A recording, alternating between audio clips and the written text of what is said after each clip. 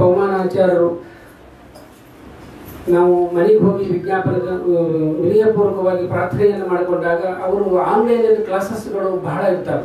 ನಿತ್ಯೋತ್ಸವ ಎಂಬುವಂತಹ WhatsApp ಆಯಿತು ಅಥವಾ Facebook ಆಯಿತು, ಎಲ್ಲರೂ ಅವರ ಪ್ರವಚನ ಅಂತ ಹೇಳಿದ್ರೆ ಇನ್ನು ನಮ್ಮ ಉದ್ಘಾಟನೆಗೆ ಎಷ್ಟು ಜನ ಬಂದಿದ್ದಿಲ್ಲ, ಇನ್ನು ಹೊರಗಡೆ ಜನ ಕೂತ್ಕೊಂಡಿದ್ದಾರೆ. ಆಚಾರ್ಯರು ಎಷ್ಟು ಗಂಟೆಗೆ ಬರ್ತಾರೆ, ಪ್ರತಿಯೊಬ್ಬರು ಕೂಡ ನಾವು ಯಾರ್ಯಾರ ಮನೆಗೆ ನಾವು ಭಾಗವತ ಇದೆ ಅಂತ ಹೇಳಕ್ಕೆ ಹೋಗಿದ್ವಲ್ಲ, ಪಂಚಮುಖಿ ಪವಮಾನಾಚಾರ್ಯರು ಟೈಮಿಂಗ್ ಎಷ್ಟು ಗಂಟೆ ಅಂತ ಪ್ರತಿಯೊಬ್ಬರು ಕೂಡ, ಅಂದ್ರೆ ಅವರ ಪ್ರವಚನ ಅಂತಂದ್ರೆ ಪ್ರತಿಯೊಬ್ಬರು ಕೂಡ ಒಂದು ರೀತಿಯಿಂದ ಆಕರ್ಷಣೆ ಮಾಡುವಂತ ಯಾವ ಸಬ್ಜೆಕ್ಟ್ ಅನ್ನು ಕೊಟ್ಟಿರ್ತಾರೋ ಅದರಲ್ಲೇ ವಿಶೇಷಣವನ್ನ ಉಪಮಾನವನ್ನ ಬಹಳ ಸುಂದರವಾಗಿ ಅದನ್ನ ನಿರೂಪಣೆಯನ್ನ ಮಾಡಿ ನಮಗೆ ಆನಂದವನ್ನು ಕೊಡ್ತಕ್ಕಂತಹ ನಮ್ಮ ಪೂಜ್ಯ ಆಚಾರ್ಯರು ಇಲ್ಲಿ ಬಂದಿದ್ದಾರೆ. ಅವರಿಗೆ ಶ್ರೀ ಪರಿಮಳ ಜ್ಞಾನ ಯಜ್ಞ ಸಮಿತಿ ವತಿಯಿಂದ ಹೃತ್ಪೂರ್ವಕವಾದ ಅವರಿಗೆ ಸ್ವಾಗತವನ್ನು ನಾನು ಇಲ್ಲಿ ಕೊಡ್ತಾ ಅವರ ಪ್ರವಚನ ಕಾರ್ಯಕ್ರಮವನ್ನು ಆರಂಭ ಮಾಡಬೇಕು ಅಂತ ನಾನು ತಮ್ಮಲ್ಲಿ ಆಚಾರ್ಯರಲ್ಲಿ ಪ್ರಾರ್ಥನೆಯನ್ನ ಮಾಡ್ಕೊಳ್ತಾ ಇದ್ದೀನಿ. ಹರೇ ಶ್ರೀನಿವಾಸ ಗುರುವರ ಅಭಿನಂದನೆ.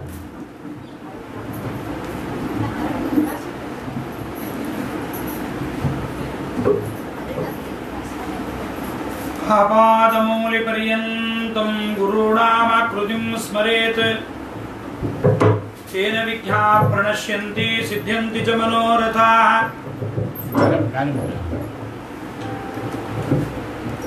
ಸೃಷ್ಟಿಸ್ಥಿತ್ಯಪ್ಯಯೇಹಾನಿಯತಿ ದೃಶತಮೋ ಬಂಧಮೋಕ್ಷಾಶ್ಚ ಯಸ್ಮಾತ್ ಅಸ್ಯ ಶ್ರೀ ಬ್ರಹ್ಮರುದ್ರ ಪ್ರಭೃತಿ ಸುರನರದ್ವೀಷ ಶತ್ರುಆತ್ಮಕಸ್ಯ ವಿಷ್ಣೋಃ ಸ ವಿಷ್ಣೋರ್ವ್ಯಸ್ತಾಃ ಸಮಸ್ತಾಃ ಸಕಲ ಗುಣನಿಧಿಃ ಸರ್ವದೋಷವ್ಯಪೇತಃ ಪೂರ್ಣಾನಂದಾವ್ಯಯೋ ಯೋ ಗುರುರಪಿ ಪರಮಃ ಚಿಂತಯೇತಂ ಮಹಾಂತಂ.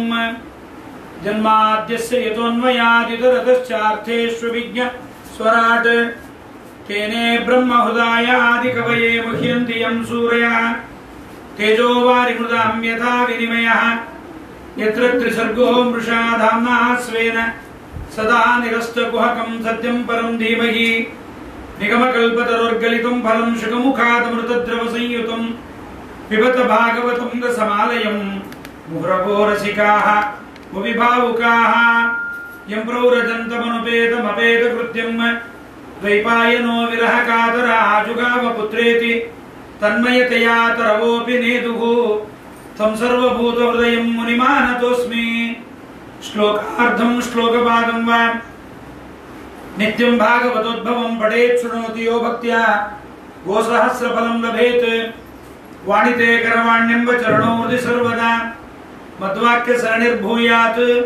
श्रीमदाचार्य भावगा श्रीमतो राघवेन्द्रस्य नमामि पदपङ्कजे कामिता शेषकल्याण कलना कल्पपादपौ. ಶ್ರೀ ಗುರುಭ್ಯೋ ನಮಃ. ಅಧುನಾ ಪೀಠದಲ್ಲಿ ವಿರಾಜಮಾನರಾದ ಶ್ರೀ ಶ್ರೀ ಸುಬುಧೇಂದ್ರ ತೀರ್ಥ ಶ್ರೀಪಾದಂಗಳವರ ಚರಣಾರವಿಂದಗಳಲ್ಲಿ ಸಾಷ್ಟಾಂಗ ಪ್ರಣಾಮಗಳನ್ನು ಅರ್ಪಣೆ ಮಾಡುತ್ತಾ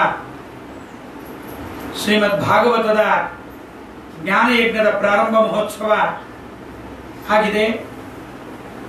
ಭಾಗವತವನ್ನು ಕೇಳುವಾಗ ಭಾಗವತ ಮಹಾತ್ಮೆಯ ಶ್ರವಣದ ಪೂರ್ವಕವಾಗಿ ಆಗಬೇಕು ಅಂತ ಪೂರ್ವ ಉಪನ್ಯಾಸಕರು ತುಂಗಭದ್ರಾ ನದಿ ತೀರದಲ್ಲಿ ಭಾಗವತ ಮಹಾತ್ಮೆ ಕಂಡಿದ್ದೀವಿ ಅಂತ ಹೇಳಿದರು. ಇದೇ ತುಂಗಭದ್ರಾ ನದಿ ತೀರದ ಹರಿಹರ ಕ್ಷೇತ್ರದಲ್ಲಿ ಭಾಗವತ ಮಹಾತ್ಮೆ ನಡೆಯಿತು. ಅದೇ ತುಂಗಭದ್ರಾ ನದಿ ತೀರದಲ್ಲೇ ಮತ್ತೆ ಅಧಿಕ ಮಾಸದಲ್ಲಿ ಈ ಒಂದು ಪರಿಮಳ ಜ್ಞಾನಯಜ್ಞ ಸಂತೆಕೆಲ್ಲೂರು ವೆಂಕಟದಾಸರ ಒಂದು ಸ್ಮರಣೆಗೋಸ್ಕರವಾಗಿ ಈ ಒಂದು ಜ್ಞಾನಯಜ್ಞವನ್ನ ತುಂಗಭದ್ರಾ ನದಿ ತೀರದಲ್ಲೇ, ಗಂಗಾ ನದಿ ತೀರದಲ್ಲೂ ಆಗಿದೆ. ಆದರೆ ಗಂಗಾ ನದಿ ತೀರದಲ್ಲಿ ಆದಾಗ ಹೇಳಿದ ಮಹಿಮೆ ತುಂಗಭದ್ರಾ ನದಿ ತೀರದಲ್ಲಿ ಆದದ್ದು. ಹಾಗಾಗಿ ಇಂಥ ಒಂದು ಪರಮ ಮಂಗಳವಾದ ಗುರುರಾಜರ ರಾಘವೇಂದ್ರ ಸ್ವಾಮಿಗಳ ಈ ಒಂದು ಸನ್ನಿಧಾನದಲ್ಲಿ ಈ ಒಂದು ಅಧಿಕ ಮಾಸ ಪುರುಷೋತ್ತಮ ಮಾಸದಲ್ಲಿ ಈ ಒಂದು ಜ್ಞಾನಯಜ್ಞವನ್ನು ಹಮ್ಮಿಕೊಳ್ಳುವುದು ಬಹಳ ಅದ್ಭುತವಾಗಿರತಕ್ಕಂತಹ ಕಾರ್ಯಕ್ರಮ. ಭಾಗವತ ಮಹಾತ್ಮೆಯಲ್ಲಿ ಒಂದು ಮಾತು ಬರುತ್ತೆ, ತುಂಬಾ ದಿವಸ ಕೇಳಲಿಕ್ಕೆ ಆಗಲ್ಲ, ಆದ್ರಿಂದ 7 ದಿವಸ ಕೇಳಿ ಮುಗಿಸ್ರಿ ಅಂತ. ಈಗ ಕಲಿಯುಗ ತುಂಬಾ 7 ದಿವಸಕ್ಕೂ ಆಗ್ತಾ ಇಲ್ಲ. ಅದಕ್ಕಾಗಿ ಒಂದು ದಿವಸದಲ್ಲೇ ಮುಗಿಸ್ತೀವಿ ಅಂತ ನಮ್ಮ ಹನುಮೇಶಾಚಾರ್ಯರು ಪ್ರಯತ್ನ ಮಾಡ್ತಾ ಇದ್ದಾರೆ. ಇದರಲ್ಲಿ ಸಾಹಸ ಹೇಳೋರ್ದಲ್ಲ, ಕೂತು ಕೇಳೋರ್ದು. ಯಾಕೆಂದ್ರೆ ಅಷ್ಟೊತ್ತು ಕೈಕಾಲು ಬಿಡದಂಗೆ, ನಿದ್ದೆ ಮಾಡದಂಗೆ, ಆಕಳಿಸದೆ ಇದ್ದಂಗೆ, ಮಧ್ಯೆ ಮಧ್ಯೆ ಟೀ ಕಾಫಿ ತಗೊಳ್ಲಿಕ್ಕಂತೂ ಇವತ್ತಿಲ್ಲವೇ ಇಲ್ಲ. ಇವತ್ತಂತೂ ಏಕಾದಶಿ. ಆದ್ರಿಂದ ಇಂಥ ಒಂದು ದಿವಸದಲ್ಲಿ ನೈಕಾದಶ್ಯಾಸಮ ಕಿಂಚಿತ್ ಪಾಪತ್ರಾಣಂ ನ ವಿದ್ಯತೆ ಅಂತ ಏಕಾದಶಿಗೆ ಸಮಾನವಾದ ಪಾಪನಾಶಕವಾದ ವ್ರತ ಇನ್ನೊಂದಿಲ್ಲ. ಕೇವಲ ಉಪವಾಸ ಮಾಡಿದರೆ ಈ ವ್ರತ ಪರಿಸಮಾಪ್ತಿ ಆಗೋದಿಲ್ಲ. ಇದು ಉಪವಾಸದ ವ್ರತ ಅಂತ ಅಲ್ಲವೇ ಅಲ್ಲ. ಉಪವಾಸ ಮನೋನಿಗ್ರಹಕ್ಕೆ, ಮನೋನಿಗ್ರಹವಾದ ಮೇಲೆ ಮಾಡಬೇಕಾದ ಕೆಲಸ ಭಗವಂತನ ಸ್ಮರಣೆ. ಯಾಕೆಂದ್ರೆ ಭಗವಂತನ ಸ್ಮರಣೆ ಮಾಡಿದಷ್ಟು ಬರುವಾಗ ಮನಃಶುದ್ಧಿ ಕೇವಲ ಉಪವಾಸದಿಂದ ಬರೋದಿಲ್ಲ. ಉಪವಾಸದಿಂದಲೇ ಮೋಕ್ಷ ಆಗತ್ತೆ ಎಂದು ಬಿಟ್ರೆ ವಾದರಾಜರಂತಾರೆ, ಇರದೆ ಉರಗಾದಿಗಳು ಉಪವಾಸದಲ್ಲಿ. ಹಾವು ಉಪವಾಸ ಇರುತ್ತೆ ಅಂದ್ರೆ ನಾವು ಫಲಹಾರ ಮಾಡಬಹುದು ಅಂತ ಅರ್ಥ ಅಲ್ಲ. ಹಾವು ಉಪವಾಸ ಮಾಡಿದ ಮಾತ್ರಕ್ಕೆ ಅದಕ್ಕೆ ಪುಣ್ಯ ಬರುತ್ತಾ ಅಂದ್ರೆ ಏನರ್ಥ? ಕೇವಲ ಜಡವಾದ ಉಪವಾಸ ಪ್ರಯೋಜನ ಇಲ್ಲ. ಜ್ಞಾನ ನಡೆಯಬೇಕು. ಸರ್ವಂ ಕರ್ಮಾಖಿಲಂ ಪಾರ್ಥ ಜ್ಞಾನೇ ಪರಿಸಮಾಪ್ಯತೆ. ಎಲ್ಲಾ ವಿಚಾರಗಳು ಜ್ಞಾನದಲ್ಲಿ ಪರಿಸಮಾಪ್ತಿಯನ್ನು ಹೊಂದಬೇಕು. ಕೇವಲ ಕರ್ಮದಲ್ಲಿ ಜಡಕರ್ಮ, ಜಡದೇಹ ಆಗಬಾರದು. ಜ್ಞಾನದಲ್ಲಿ ಪರಿಸಮಾಪ್ತಿ ಆಗಬೇಕಾದ್ರಿಂದ ಅಂಥ ಒಂದು ಜ್ಞಾನ ಯಜ್ಞವನ್ನ ಪರಮ ಪವಿತ್ರವಾದ ತುಂಗಾ ನದಿ ತೀರದ ರಾಘವೇಂದ್ರ ಸ್ವಾಮಿಗಳ ಈ ಒಂದು ಕ್ಷೇತ್ರದಲ್ಲಿ ಅದಕ್ಕೆ ಅಂತಾರೆ ಅನಂತಂ ವಿಷ್ಣು ಸನ್ನಿಧೌ ವೈಷ್ಣವ ಸನ್ನಿಧೌ ಅಂತ. ನಮ್ಮೂರಲ್ಲಿ ಮಾಡಿಕೊಳ್ಳೋದು ಶ್ರೇಷ್ಠ. ಅದಕ್ಕಿಂತ ಶ್ರೇಷ್ಠ ಪರಮಾತ್ಮನ ಕ್ಷೇತ್ರಗಳಲ್ಲಿ ಮಾಡೋದು. ಅದಕ್ಕಿಂತ ಕ್ಷೇತ್ರ ಶ್ರೇಷ್ಠ. ಪರಮಾತ್ಮನ ಕ್ಷೇತ್ರದಲ್ಲಿ ಭಗವದ್ಭಕ್ತರು ಇರ್ತಾರೋ ಬಿಲ್ಲು ಗೊತ್ತಿಲ್ಲ, ಆದರೆ ಭಗವದ್ಭಕ್ತರ ಕ್ಷೇತ್ರದಲ್ಲಿ ಭಗವಂತ ಅಂತೂ ಇದ್ದೇ ಇರ್ತಾರೆ. ಆದ್ರಿಂದ ರಾಯರ ಈ ಕ್ಷೇತ್ರದಲ್ಲಿ, ಮಂತ್ರಾಲಯ ಕ್ಷೇತ್ರದಲ್ಲಿ ನಮ್ಮ ರಾಯರ ಜೊತೆಗೆ ಗೋಪಾಲಕೃಷ್ಣನು ಇದ್ದಾನೆ, ಸೀತಾಪತಿ ಶ್ರೀರಾಮಚಂದ್ರನು ಇದ್ದಾನೆ, ಭಾಗವತ ಕಥೆಗೆ ವಿಘ್ನ ಬರದಂತೆ ಇರುವ ಷೋಡಶಬಾಹು ನರಸಿಂಹನೂ ಇದ್ದಾನೆ. ಆದ್ದರಿಂದ ಈ ಕ್ಷೇತ್ರದಲ್ಲಿ ಜ್ಞಾನ ಯಜ್ಞವನ್ನು ಮಾಡಲಿಕ್ಕೆ ಹಮ್ಮಿಕೊಂಡಿದ್ದಾರೆ. 7 ಅಧ್ಯಾಯಗಳು ಭಾಗವತ ಮಹಾತ್ಮೆ. ಸ್ಕಂದ ಪುರಾಣ ಮತ್ತು ಪದ್ಮ ಪುರಾಣಗಳಲ್ಲಿ ಇದರ ಮಹಿಮೆಯನ್ನು ಹೇಳಿದ್ದಾರೆ. ಮಹಿಮೆಯನ್ನು ಕೇಳಿದವರು ಶೌನಕಾದಿಗಳು.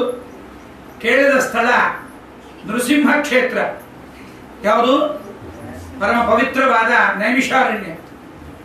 ಆ ನೈಮಿಷಾರಣ್ಯದಲ್ಲಿ ಶೌನಕರು ಬೆಳಗಿನ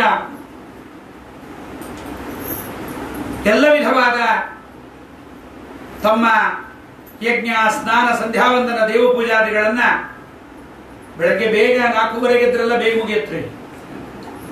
ಸೂರ್ಯೋದಯದ ಸೂರ್ಯವಂಶದವರು, ಚಂದ್ರವಂಶದವರಾದ್ರೆ ಸ್ವಲ್ಪ ಲೇಟ್. ಬೆಳಗ್ಗೆ ಎದ್ದು ಎಲ್ಲ ಮುಗಿಸಿದ್ದಾರೆ.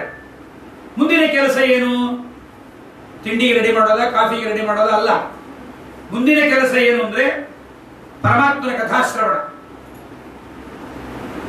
ಅದಕ್ಕೋಸ್ಕರವಾಗಿ ಕೂತಿದ್ದಾರೆ. ಅವರಿಗೆ ಎಲ್ಲ ಪುರಾಣಗಳನ್ನ ಮನಸ್ಸಿನಲ್ಲಿ ಸದಾ ತುಂಬಿಟ್ಟುಕೊಂಡ ಸೂತ ಮಹರ್ಷಿಗಳು. ಸೂತರು ಅಂದ್ರೆ ಯಾರೋ ಬೇರೆ ಜಾತಿಯವರು ಅಂತ ತಿಳ್ಕೊಬೇಡ್ರಿ, ಬ್ರಾಹ್ಮಣರ ಋಷಿಗಳೇ ಅವರು. ರೋಮಹರ್ಷಣರ ಉಗ್ರಶ್ರವ ಮಕ್ಕಳು. ಅಂತಹ ನಮ್ಮ ಸೂತಾಚಾರ್ಯರು ಅಲ್ಲಿಗೆ ಬಂದಿದ್ದಾರೆ. ಅವರನ್ನ ಪ್ರಾರ್ಥನೆ ಮಾಡ್ತಾ ಇದ್ದಾರೆ. ನಮ್ಮ ಹೃದಯದಲ್ಲಿರುವ ಅಜ್ಞಾನವೆಂಬತಕ್ಕಂತಹ ಕತ್ತಲೆಯನ್ನು ಕಳೆಯುವಲ್ಲಿ ಕೋಟಿ ಸೂರ್ಯರಿಗೆ ಸಮಾನರಾದ ಹೇ ಸೂತಾಚಾರ್ಯರೇ, ಕಥಾಸಾರಂ ಮಮ ಕರ್ಣ ರಸಾಯನಂ. ದೇವರ ಕಥೆ ತುಂಬಾ ಪ್ರೀತಿಯಿಂದ ಕೇಳಬೇಕ್ರಿ. ಗಡಿಯಾರ ನೋಡ್ತಾ ಪ್ರಾರಂಭ ಮಾಡೋದು, ಮಧ್ಯ ಮಧ್ಯೆ ಗಡಿಯಾರ ನೋಡ್ತಾ ಇರೋದು, ಆಚಾರ್ಯರಿಗೆ ಎಚ್ಚರಿಕೆ ಕೊಡೋದು, ಟೈಮ್ ಆಯ್ತು ಮುಗಿಸ್ತೀರಾ ಇಲ್ವಾ ಅಂತಲ್ಲ. ಪರಮಾತ್ಮನ ಕಥೆಯಲ್ಲಿ ತುಂಬಾ ಆದರ ಇರಬೇಕು. ಯಾಕೆ ಅಂದ್ರೆ ಭಾಗವತ ಹೇಳುತ್ತೆ, ನಾವು ಕೆಲವು ಕೆಲಸಗಳನ್ನು ಮಾಡ್ತೇವೆ, ಯಾಕೆ ಅಂತ ಗೊತ್ತಿಲ್ಲ. ವಿದ್ಯಾ ಅಧ್ಯಯನ ಮಾಡ್ತೀವಿ, ಶಾಸ್ತ್ರಾಧ್ಯಯನ. ಯಾಕೆ ಅಂದ್ರೆ ನಮ್ಮ ಹುಡುಗ SLC ಫೇಲ್ ಆದ, ವಿದ್ಯಾಪೀಠಕ್ಕೆ ಹಾಕಿದ್ವಿ. ಮುಂದೆ ನಮ್ದೇ ಕೆಲಸ ವಿದ್ಯಾಪೀಠದಲ್ಲಿ ಕೊಡ್ತಾರೆ, ಅದರಿಂದ ವಿದ್ಯಾಪೀಠಕ್ಕೆ ಹಾಕಿದ್ವಿ ಅಂತ ಕೆಲವರು. ಆದ್ರೆ ಶಾಸ್ತ್ರ ಓದೋದು ಯಾತಕ್ಕೆ ಅಂತ ಅವನಿಗೆ ಸುಧಾಮಂಗಳ ಮಾಡಿದ್ರು ಗೊತ್ತಾಗಿರಲ್ಲ.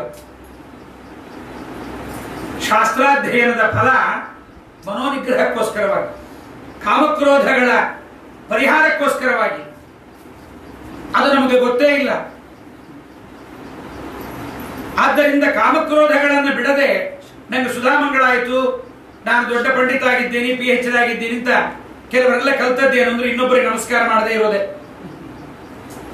ಇನ್ನೊಂದು ಅಂಗಾರಕ್ಷತೆ ಕಂಡ್ರೆ ನಮಸ್ಕಾರ ಮಾಡದೇ ಇರೋದೇ ಕಲ್ತಾರೆ ಹೊರತು, ಪಂಡಿತರು ಕಂಡ್ರೆ ಬಗ್ಗೆ ಬೇಡ, ಸಾಷ್ಟಾಂಗ ಬೇಡ, ನಮಸ್ಕಾರ ತಾವ್ಯಾರು ಅಂತ ಪರಿಚಯ ಕೂಡ ಕೇಳೋದು. ಎಂಥ ದುರಂತ ಇದು! ನಮ್ಮ ಬೆಳವಣಿಗೆಯ ತಪ್ಪೋ ಅಥವಾ ಬೆಳೆದ ರೀತಿ ತಪ್ಪೋ ಗೊತ್ತಿಲ್ಲ. ಅದಕ್ಕೆ ದೇವರ ಕಥೆಯನ್ನ ವಿದ್ಯಾ ತಪೋ ಅಧ್ಯಯನ ಶ್ರುತ ಇವುಗಳೆಲ್ಲ ಯಾತಕ್ಕೆ ಅಂತೆ? ಎಲ್ಲ ಮನುಷ್ಯದಿಗೋಸ್ಕರವಾಗಿ. ಸತ್ವಾತ್ಮನ ಋಷಭತೆ ಯಶಸ್ಸಿ ಪ್ರವೃದ್ಧ ಸಚ್ಶ್ರದ್ಧೆಯ ಶ್ರವಣ ಸಂಹೃತಯ ಯಥಾ ಸ್ಯಾತ್ ಶುದ್ಧಿರ್ಮೃಣಾಂ ನತು ತದೇದ್ಯ ದುರಾಶಯಾನಾಂ ವಿದ್ಯಾಶ್ರುತಾಧ್ಯಯನ ದಾನ ತಪಶ್ರುತಾಭಿಃ. ಸತ್ವಾತ್ಮನ ಋಷಭತೆ ಯಶಸ್ಸಿ ಪ್ರವೃದ್ಧ ಸಚ್ಶ್ರದ್ಧೆಯ ಶ್ರವಣ ಸಂಹೃತಯ ಯಥಾ ಸ್ಯಾತ್. ಭಾಗವತವೇ ಹೇಳುತ್ತೆ, ನಾವೆಲ್ಲ ಮಾಡುವ ದೈನಂದಿನ ಕೆಲಸಗಳ ಉದ್ದೇಶ ಏನು? ಬೆಳಗ್ಗೆ ಸ್ನಾನ, ಉಪವಾಸ, ವ್ರತನೇಮಗಳು, ದಾನ ಧರ್ಮಗಳು ಯಾಕೆ ಮಾಡ್ತಾ ಇದ್ದೇವೆ? ದುಡ್ಡು ಜಾಸ್ತಿಯಾಗಿ ದಾನ ಮಾಡ್ತಾ ಇಲ್ಲ. ಮೈಯಲ್ಲಿ ಕೊಬ್ಬಿಳಿಸಬೇಕು ಅಂತ ಉಪವಾಸಗಳನ್ನು ಮಾಡ್ತಾ ಇಲ್ಲ. ಇದು ಯಾಕೆ ಅಂತಲೇ ಗೊತ್ತಿಲ್ಲ. ಮಡಿ, ಮೈಲಿಗೆ, ದೇವರ ನೈವೇದ್ಯ, ಸ್ನಾನ ಇವೆಲ್ಲ ಯಾಕೆ? ಏನೋ ಸಂಪ್ರದಾಯದಲ್ಲಿ ಬಂದಿದೆ ಅಂತಲ್ಲ. ಇದೆಲ್ಲದರ ಉದ್ದೇಶ ಮನೋನಿಗ್ರಹಕ್ಕಾಗಿ. ಸ್ನಾನ ಮಾಡಿದ್ರೆ ಮನೋನಿಗ್ರಹ ಬರಲ್ಲ. ದಾನ ಯಾಕೆ ಮಾಡ್ತೇವೆ? ಅಭಿಮಾನ ತ್ಯಾಗಕ್ಕೋಸ್ಕರವಾಗಿ. ಆದರೆ ದಾನ ಮಾಡಿ ಅಭಿಮಾನ ಹೋಗೋದಿಲ್ಲ. ಬಂದವರಿಗೆಲ್ಲ ತೋರಿಸ್ತಿರ್ತಾನೆ ಫ್ಯಾನ್ ಆಫ್ ಮಾಡಿ, ಈ ರೆಕ್ಕೆ ಕೊಟ್ಟವು ನಾನು ಅಂತ. ದೇವಸ್ಥಾನಗಳಲ್ಲಿ ತನ್ನ ಹೆಸರಾಗಿಸಿಕೊಳ್ತಾನೆ. ವಿದ್ಯಾ ಅಧ್ಯಯನ ಮಾಡಿ ಸರ್ಟಿಫಿಕೇಟ್ ತಗೊಳ್ತಾನೆ, ಕಾಮಕ್ರೋಧಗಳನ್ನು ಬಿಡೋದಿಲ್ಲ. ಆದ್ದರಿಂದ ಪರಮಾತ್ಮನ ಕಥಾಶ್ರವಣದಿಂದ ನಮ್ಮ ತಲೆ ಬಾಗಿದಂತೆ ಬೇರೆ ಯಾವುದರಿಂದಲೂ ಬಗ್ಗೋದಿಲ್ಲ. ಆದ್ದರಿಂದ ದೇವರ ಕಥಾಶ್ರವಣವನ್ನ ಅದನ್ನು ಮಾಡಬೇಕು. ಮಮಕರಣ ರಸಾಯನಂ ಅಂತಾರೆ ಶೌನಕಾದಿಗಳು. ಭಕ್ತಿ, ಜ್ಞಾನ, ವೈರಾಗ್ಯ ಇವೆಲ್ಲ ಬೆಳೆಯುತ್ತೆ. ಅಂತಹದ್ದು ಕಲಿಯುಗದಲ್ಲಿ ಈ ಜ್ಞಾನ, ಭಕ್ತಿ, ವೈರಾಗ್ಯಾದಿಗಳು ಬಹಳ ಕಷ್ಟ. ಸೂತಾಚಾರ್ಯರೇ, ಇಹಗೋರೆ ಕಲವು ಪ್ರಾಯೇ ಜೀವಶ್ಚ ಆಸುರತಾಂಗತಃ ಗತಃ. ಎಲ್ಲ ಆಸುರಿ ಪ್ರವೃತ್ತಿಯ ಜನರೇ ಕಲಿಯುಗದಲ್ಲಿ ಜಾಸ್ತಿ. ಮೈಕ್ ಹಾಕೊಂಡು ಇದನ್ನು ಕೇಳಬಾರ್ದು, ಅಕ್ಕಪಕ್ಕದ ಮನೆಯವರು ಬೈತಾರ. ಕ್ಲೇಶಕ್ರಾಂತಸ್ಯ ತಸ್ಯೈವ. ಪುರಾಣ ಕೇಳೋರು ನೀವು ಮಾತ್ರ ಸಜ್ಜನರ, ನಾವೆಲ್ಲ ಅಸುರ ಅಂದ್ರೆ ಏನ್ ಮಾಡಬೇಕು? ಶೋಧನೆ ಕಿಂಪರಾಯಣಂ. ಆದ್ರಿಂದ ನನಗೆ ಮನೋನಿಗ್ರಹಕ್ಕೋಸ್ಕರವಾಗಿ ಶ್ರೇಯಸಾಂ ಯದ್ಭವೇತ್ ಶ್ರೇಯ, ಮೋಕ್ಷ ಮಾರ್ಗಕ್ಕೆ ಶ್ರೇಯಸ್ಸಿನಲ್ಲೇ ಶ್ರೇಷ್ಠವಾದ, ಮುಂದೆ ಬರ್ರಿ, ಶ್ರೇಯಸ್ಸಿನಲ್ಲೇ ಶ್ರೇಷ್ಠವಾದ ಈ ಒಂದು ಶ್ರೇಷ್ಠವಾದ ಪಾವನದಲ್ಲೇ ಪವಿತ್ರದಲ್ಲೇ ಪವಿತ್ರವಾದ ಈ ದೇವರನ್ನ ಹೊಂದಿಸಿಕೊಡ್ತಕ್ಕಂತಹ ಪರಮಾತ್ಮನ ಕಥೆಯನ್ನ ಕೇಳಬೇಕು ಅಂತ. ಲೌಕಿಕ ಸುಖವನ್ನ ದೇವರ ತನಕ ಬಂದು ಕೇಳಬೇಕಾಗಿಲ್ಲ. ಚಿಂತಾಮಣಿ ಮತ್ತೆ ಕಲ್ಪವೃಕ್ಷ, ಕಾಮಧೇನು, ಸುರದ್ರುಹು ಸ್ವರ್ಗ ಸಂಪದಂ ಪ್ರಯಚ್ಛತಿ ಕೊಟ್ಟು ಬಿಡುತ್ತೆ. ಆದ್ರೆ ಗುರುಗಳು ಸುಪ್ರೀತರಾದ್ರು ನೋಡ್ರಿ. ಅದಕ್ಕೆ ಹೇಳಿದ್ದು ನಾನು, ಗುರುಗಳ ಕ್ಷೇತ್ರದಲ್ಲಿ ಮಾಡಿದರೆ, ನಮ್ಮೂರಲ್ಲಿ ಮಾಡಿದರೆ ₹1 ಪುಣ್ಯ ಬಂದರೆ, ಅದೇ ₹1 ಗುರುಗಳ ಕ್ಷೇತ್ರದಲ್ಲಿ ಮಾಡಿದರೆ ಅದು ಅನಂತ ರೂಪಾಯಿ, ಇನ್ಫಿನಿಟಿ, ಅಷ್ಟು ದುಡ್ಡು ನಮಗೆ ಬಂದಂತಾಗತ್ತೆ. ಗುರುಕ್ಷೇತ್ರದ ಮಹಿಮೆ ಇದು. ಅದಕ್ಕೆ ಅಂತಾರೆ ಶೌನಕರು, ಪ್ರಯಚ್ಛತಿ ಗುರುಪ್ರೀತಃ ವೈಕುಂಠಂ ಯೋಗಿ ದುರ್ಲಭಂ. ಜ್ಞಾನಿಗಳಿಗೂ ದುರ್ಲಭವಾದ, ಯೋಗಿಗಳಿಗೂ ದುರ್ಲಭವಾದ ವೈಕುಂಠವನ್ನು ಕೊಡಿಸಿಕೊಡುತ್ತಾರೆ. ಅದನ್ನು ಹೇಳ್ರಿಂದಾಗ ಸೂತ್ರರಂತಾರೆ, ಸರ್ವ ಸಿದ್ಧಾಂತ ನಿಷ್ಪನ್ನಂ. ಎಲ್ಲ ಸಿದ್ಧಾಂತ, ಎಲ್ಲ ಪುರಾಣಗಳ ಸಿದ್ಧಾಂತ ದೇವರಿಗೆ ಸಂತೋಷವಾಗುವ, ಸಂಸಾರದ ಭಯ ನಾಶನ ಮಾಡುವ ವಿಚಾರವನ್ನೇ ಹೇಳ್ತೀನಿ. ನಮ್ಗೆ ಅದು ಬೇಕಾಗಿದೆ. ಮದುವೆ ಮಾಡಿಕೊಳ್ಳೋ ಟೈಮಲ್ಲಿ ಅವ್ರಿಗೆ ಹೇಳಿದ್ರೆ ಅರ್ಥ ಆಗಲ್ಲ. ಸಂಸಾರದ ಭಯ ಪರಿಹಾರ ಆಗತ್ತೆ ಬಾ ಅಂದ್ರೆ, ಸಂಸಾರದಲ್ಲಿ ಭಯ ಇದೆ, ಈಗ ತಾನೇ ಮದುವೆ ಆಗ್ತಾ ಇದ್ದೀನಿ ಅಂತ. ಅದು ಮದುವೆಯಾಗಿ ಸ್ವಲ್ಪ ಮಕ್ಕಳಾಗಿ ಲಾಕ್ಡೌನ್ ಬಂದು ಕರೋನಾ ಅಟ್ಯಾಕ್ ಆದ್ರೆ ಸಂಸಾರ ಭಯ ಪ್ರಾರಂಭ ಆಗುತ್ತೆ. ಅದು ಸಂಸಾರದ ಭಯ, ಅದನ್ನು ಪರಿಹಾರ ಆಗಬೇಕು. ಮತ್ತು ಸರ್ವ ಸಿದ್ಧಾಂತ ನಿಷ್ಪನ್ನಂ, ಎಲ್ಲ ವೈಷ್ಣವ ಸಿದ್ಧಾಂತಗಳಿಂದ ನಿರೂಢವಾದದ್ದು. ಅದನ್ನು ನಾನು ನಿಮಗೆ ಹೇಳ್ತೀನಿ. ಮನಸ್ಸಿನಲ್ಲಿ ಕೇಳುವುದರಿಂದ ಭಕ್ತಿ ವೃದ್ಧನವಾಗಬೇಕು, ದೇವರು ಸಂತೋಷ ಪಡಬೇಕು. ಕಾಲವ್ಯಾಲ ಮುಖಗ್ರಾಸ ತ್ರಾಸ ನಿರ್ನಾಸ ಹೇತುವೆ. ಕಲಿಯುಗದ ಜನರ ಕಾಲವೆಂಬುವ ಸರ್ಪದ ಬಾಯಲ್ಲಿ ಸಿಕ್ಕ, ಸಂಸಾರದ ಮರಣದ ಭಯದಲ್ಲಿ ಸಿಕ್ಕ ಜನರ ದುಃಖದ ಪರಿಹಾರಕ್ಕಾಗಿ ಬಂದದ್ದು ಶ್ರೀಮದ್ ಭಾಗವತ. ಇದಕ್ಕಿಂತ ಮನಃಶುದ್ಧಿಗೆ ಬೇರೊಂದಿಲ್ಲ. ಸೈಕ್ರಿಯಾಟಿಸ್ಟ್ ಹತ್ರ ಹೋದ್ರೆ ಮನಃಶುದ್ಧಿ ಆಗಲ್ಲ. ಕಣ್ಣು ಶುದ್ಧಿಗೆ 5 ಡ್ರಾಪ್ ಇದೆ, ಕಿವಿ ಶುದ್ಧಿಗೆ 2 ಡ್ರಾಪ್ ಇದೆ. ಈಗಂತೂ ಕಂಠ ಶುದ್ಧಿ ಎಲ್ಲರೂ ಕುದಿಯ ನೀರು ಕುಡಿದು ಕರೋನಾ ಅಟ್ಯಾಕ್ ಆಗತ್ತೆ ಅಂತ ಹೇಳಿ ಗಂಟ್ಲೆಲ್ಲ ಸುಟ್ಕೊಂಡು ಬೆನಿಡ್ರಿಲ್ 2% ಹಾಕೊಂಡು ಅದನ್ನು ಕುಡಿದು ದಿನಕ್ಕೆ 50 ಸರಿ ಬಾಯಿ ಕುಡಿಸಿ ನಿಂಬೆಹಣ್ಣು ಪಾನಕ ಕುಡಿದು ಅದಕ್ಕೂ ಶುದ್ಧಿ ಇದೆ. ಕೈ ಶುದ್ಧಿಗೆ, ಮೈ ಶುದ್ಧಿಗೆ ಸೋಪಿದೆ, ಮಣ್ಣಿದೆ, ಮೃತ್ತಿಕೆ ಇದೆ. ಆದರೆ ಇದನ್ನೆಲ್ಲ ಶುದ್ಧಿ ಮಾಡಿದಂತೆ ಮನಸ್ಸನ್ನು ಶುದ್ಧಿ ಮಾಡ್ಲಿಕ್ಕೆ ಆಗಲ್ಲ. ಯಾಕೆಂದ್ರೆ ಮನಸ್ಸು ಅನ್ನೋದು ಫೀಡಿಂಗ್ ಬಾಟ್ಲ್ ಅಲ್ಲ. ಅದನ್ನ ಕೈಯಲ್ಲಿ ಹಿಡ್ಕೊಂಡು ಬ್ರಷ್ ಅಲ್ಲಿ ಹಾಕಿ ಅದನ್ನು ಶುದ್ಧಿ ಮಾಡ್ಲಿಕ್ಕೆ ಆಗಲ್ಲ. ಮನಸ್ಸಿನ ಶುದ್ಧಿ ಪರಮಾತ್ಮನ ಕಥೆಯಿಂದ ಮಾತ್ರ. ದುಡ್ಡು ಬಂದವರಿಗೆ ಮನಃಶುದ್ಧಿ ಇರುತ್ತೆ ಅಂತಿಲ್ಲ, ಸ್ನಾನ ಮಾಡಿದ್ರೆ ಮನಃಶುದ್ಧಿ ಇರುತ್ತೆ ಅಂತಿಲ್ಲ, ಮಡಿ ಹುಟ್ಟರೆ ಮನಃಶುದ್ಧಿ ಇರುತ್ತೆ ಅಂತಿಲ್ಲ. ಮಡಿ ದೇಹಕ್ಕಾಗಿರುತ್ತೆ, ಮನಸ್ಸಿಗಾಗಿರಲ್ಲ. ಮಡಿ ಎಲ್ಲಿಗಾಗಬೇಕು? ಮನಸ್ಸಿಗಾಗಬೇಕು. ಆ ಮಡಿ ಮನಸ್ಸಿಗಾಗಬೇಕಾದ್ರೆ ಮಡಿವಂತನಾದ ದೇವರ ಕಥೆಯನ್ನು ಕೇಳಬೇಕು. ಪರಮಾತ್ಮನ ಕಥೆ ಕೇಳಿದರೆ ಅವ ಮನಃಶುದ್ಧಿಯನ್ನ ಮಾಡ್ತಾನೆ. ಆದ್ದರಿಂದ ಏತಸ್ಮಾದ್ ಅಪರಂ ಕಿಂಚಿತ್ ಮನಃಶುದ್ಧೇನ ವಿದ್ಯತೆ. ಹಾಗಾದ್ರೆ ನಾವು ಕೇಳ್ಬಿಡ್ತೀವಿ ಅಂದ್ರೆ ಸೂತಾಚಾರ ಅಂತಾರೆ, ಬಹಳ ದೊಡ್ಡ ಮಾತಂತಾರೆ. ಭಾಗವತ ಸಿಕ್ಕಿಬಿಡುತ್ತ ಅಂದ್ರೆ ಸಿಗಲ್ಲ ಅಂತಾರೆ. ಸಿಗಲ್ಲ ರೀ ಭಾಗವತ. ಯಾಕೆ ಅಂದ್ರೆ ಜನ್ಮಾಂತರೇ ಭವೇತ್ ಪುಣ್ಯಂ ತದಾ ಭಾಗವತಂ ಲಭೇ. ಎಷ್ಟೋ ಜನ್ಮಗಳಲ್ಲಿ ಪುಣ್ಯ ಮಾಡಿದ್ದರೆ ಭಾಗವತದ ಶಬ್ದ ಕಿವಿಗೆ ಬೀಳುತ್ತೆ. ಭಾಗವತ ಅನ್ನುವ ಶಬ್ದ ಕಿವಿಗೆ ಬೀಳುತ್ತೆ. ಇನ್ನೂ ಕೋಟಿ ಕೋಟಿ ಜನ್ಮಗಳಲ್ಲಿ ಪುಣ್ಯ ಮಾಡಿದರೆ ಭಾಗವತ ಕಥಾಶ್ರವಣ ಕಿವಿಗೆ ಬೀಳುತ್ತೆ. ಆದ್ರಿಂದ ಇಂತಹ ಶ್ರೇಷ್ಠವಾಗಿರ್ತಕ್ಕಂತಹ ಭಾಗವತ ಕಲಿಯುಗದಲ್ಲಿ ದೇವರ ಅವತಾರ ಇಲ್ಲ. ಆದರೆ ದೇವರು ಹಾಗೆ ಹೋಗಲಿಲ್ಲ, ತನ್ನ ರೂಪವನ್ನು ಇಟ್ಟು ಹೋದ. ಎಲ್ಲಿ? ಭಗವಂತನ ರೂಪ ಭಾಗವತ. ಅದಕ್ಕೆ ಭಾಗವತ ಹೇಳುವ ಆಚಾರ ಬಂದ್ರೆ ಹೇಳುವ ಸಂಪ್ರದಾಯ. ಅದು ಹೇಳೋದು ಆಚಾರಗೆ ಅಂತ ತಿಳ್ಕೊಂಡ್ರೆ ತುಂಬಾ ತಪ್ಪು. ಹೇಳುವುದು ಯಾರಿಗೆ ಅಂತಂದ್ರೆ ಭಾಗವತ ಬಂದರೆ ದೇವರ ಪೆಟ್ಟಿಗೆ ಹಿಡ್ಕೊಂಡು ಮಠದಲ್ಲಿ ಕೆಲಸದವನು ದೇವರ ಪೆಟ್ಟಿಗೆ ಹಿಡ್ಕೊಂಡು ಬರ್ತಾನೆ. ಜನ ಎಲ್ಲ ಎದ್ದು ನಿಲ್ತಾರೆ. ಅವನು ತಿಳ್ಕೊತ ನಾ ಬಂದ್ರೆ ಎದ್ರು ಅಂತ ದಡ್ಡ. ಅವನ ಭುಜದ ಮೇಲಿರುವ ಪೆಟ್ಟಿಗೆಗಾಗಿ ಹೇಳ್ತಾರೆ. ಹಾಗೆ ಆಚಾರ್ಯರ ಕೈಯಲ್ಲಿರುವ ಪುಸ್ತಕಕ್ಕಾಗಿ ಅದು ದೇವರ ರೂಪ, ಕೃಷ್ಣನ ರೂಪ. ಅದಕ್ಕಾಗಿ ಅವರು ಹೇಳ್ತಾರೆ. ಅಂತಹದ್ದು ಮೇನಿರೇ ಭಗವದ್ ರೂಪಂ ಶಾಸ್ತ್ರಂ ಭಾಗವತಂ ಕಲೌ ಪಠನಾತ್ ಶ್ರವಣಾತ್ ಸದ್ಯ ವೈಕುಂಠ ಫಲದಾಯಕಂ ಸಪ್ತಾಹೇನ ಶ್ರುತಂ ಚೇತತ್ ಸರ್ವತಾ ಮುಕ್ತಿದಾಯಕಂ. ಸಪ್ತಾಹ ಶ್ರವಣದಲ್ಲಿ ಮಾಡಿದರೆ ಮುಕ್ತಿದಾಯಕವಾಗುತ್ತೆ. ಪಠಣ ಮಾಡಿದರೆ, ಶ್ರವಣ ಮಾಡಿದರೆ ಪರಮಾತ್ಮನ ಮಂದಿರವನ್ನ, ದೇವರ ಅನುಗ್ರಹವನ್ನು ಎರಡನ್ನೂ ಹೊಂದಿಸಿಕೊಡುತ್ತೆ.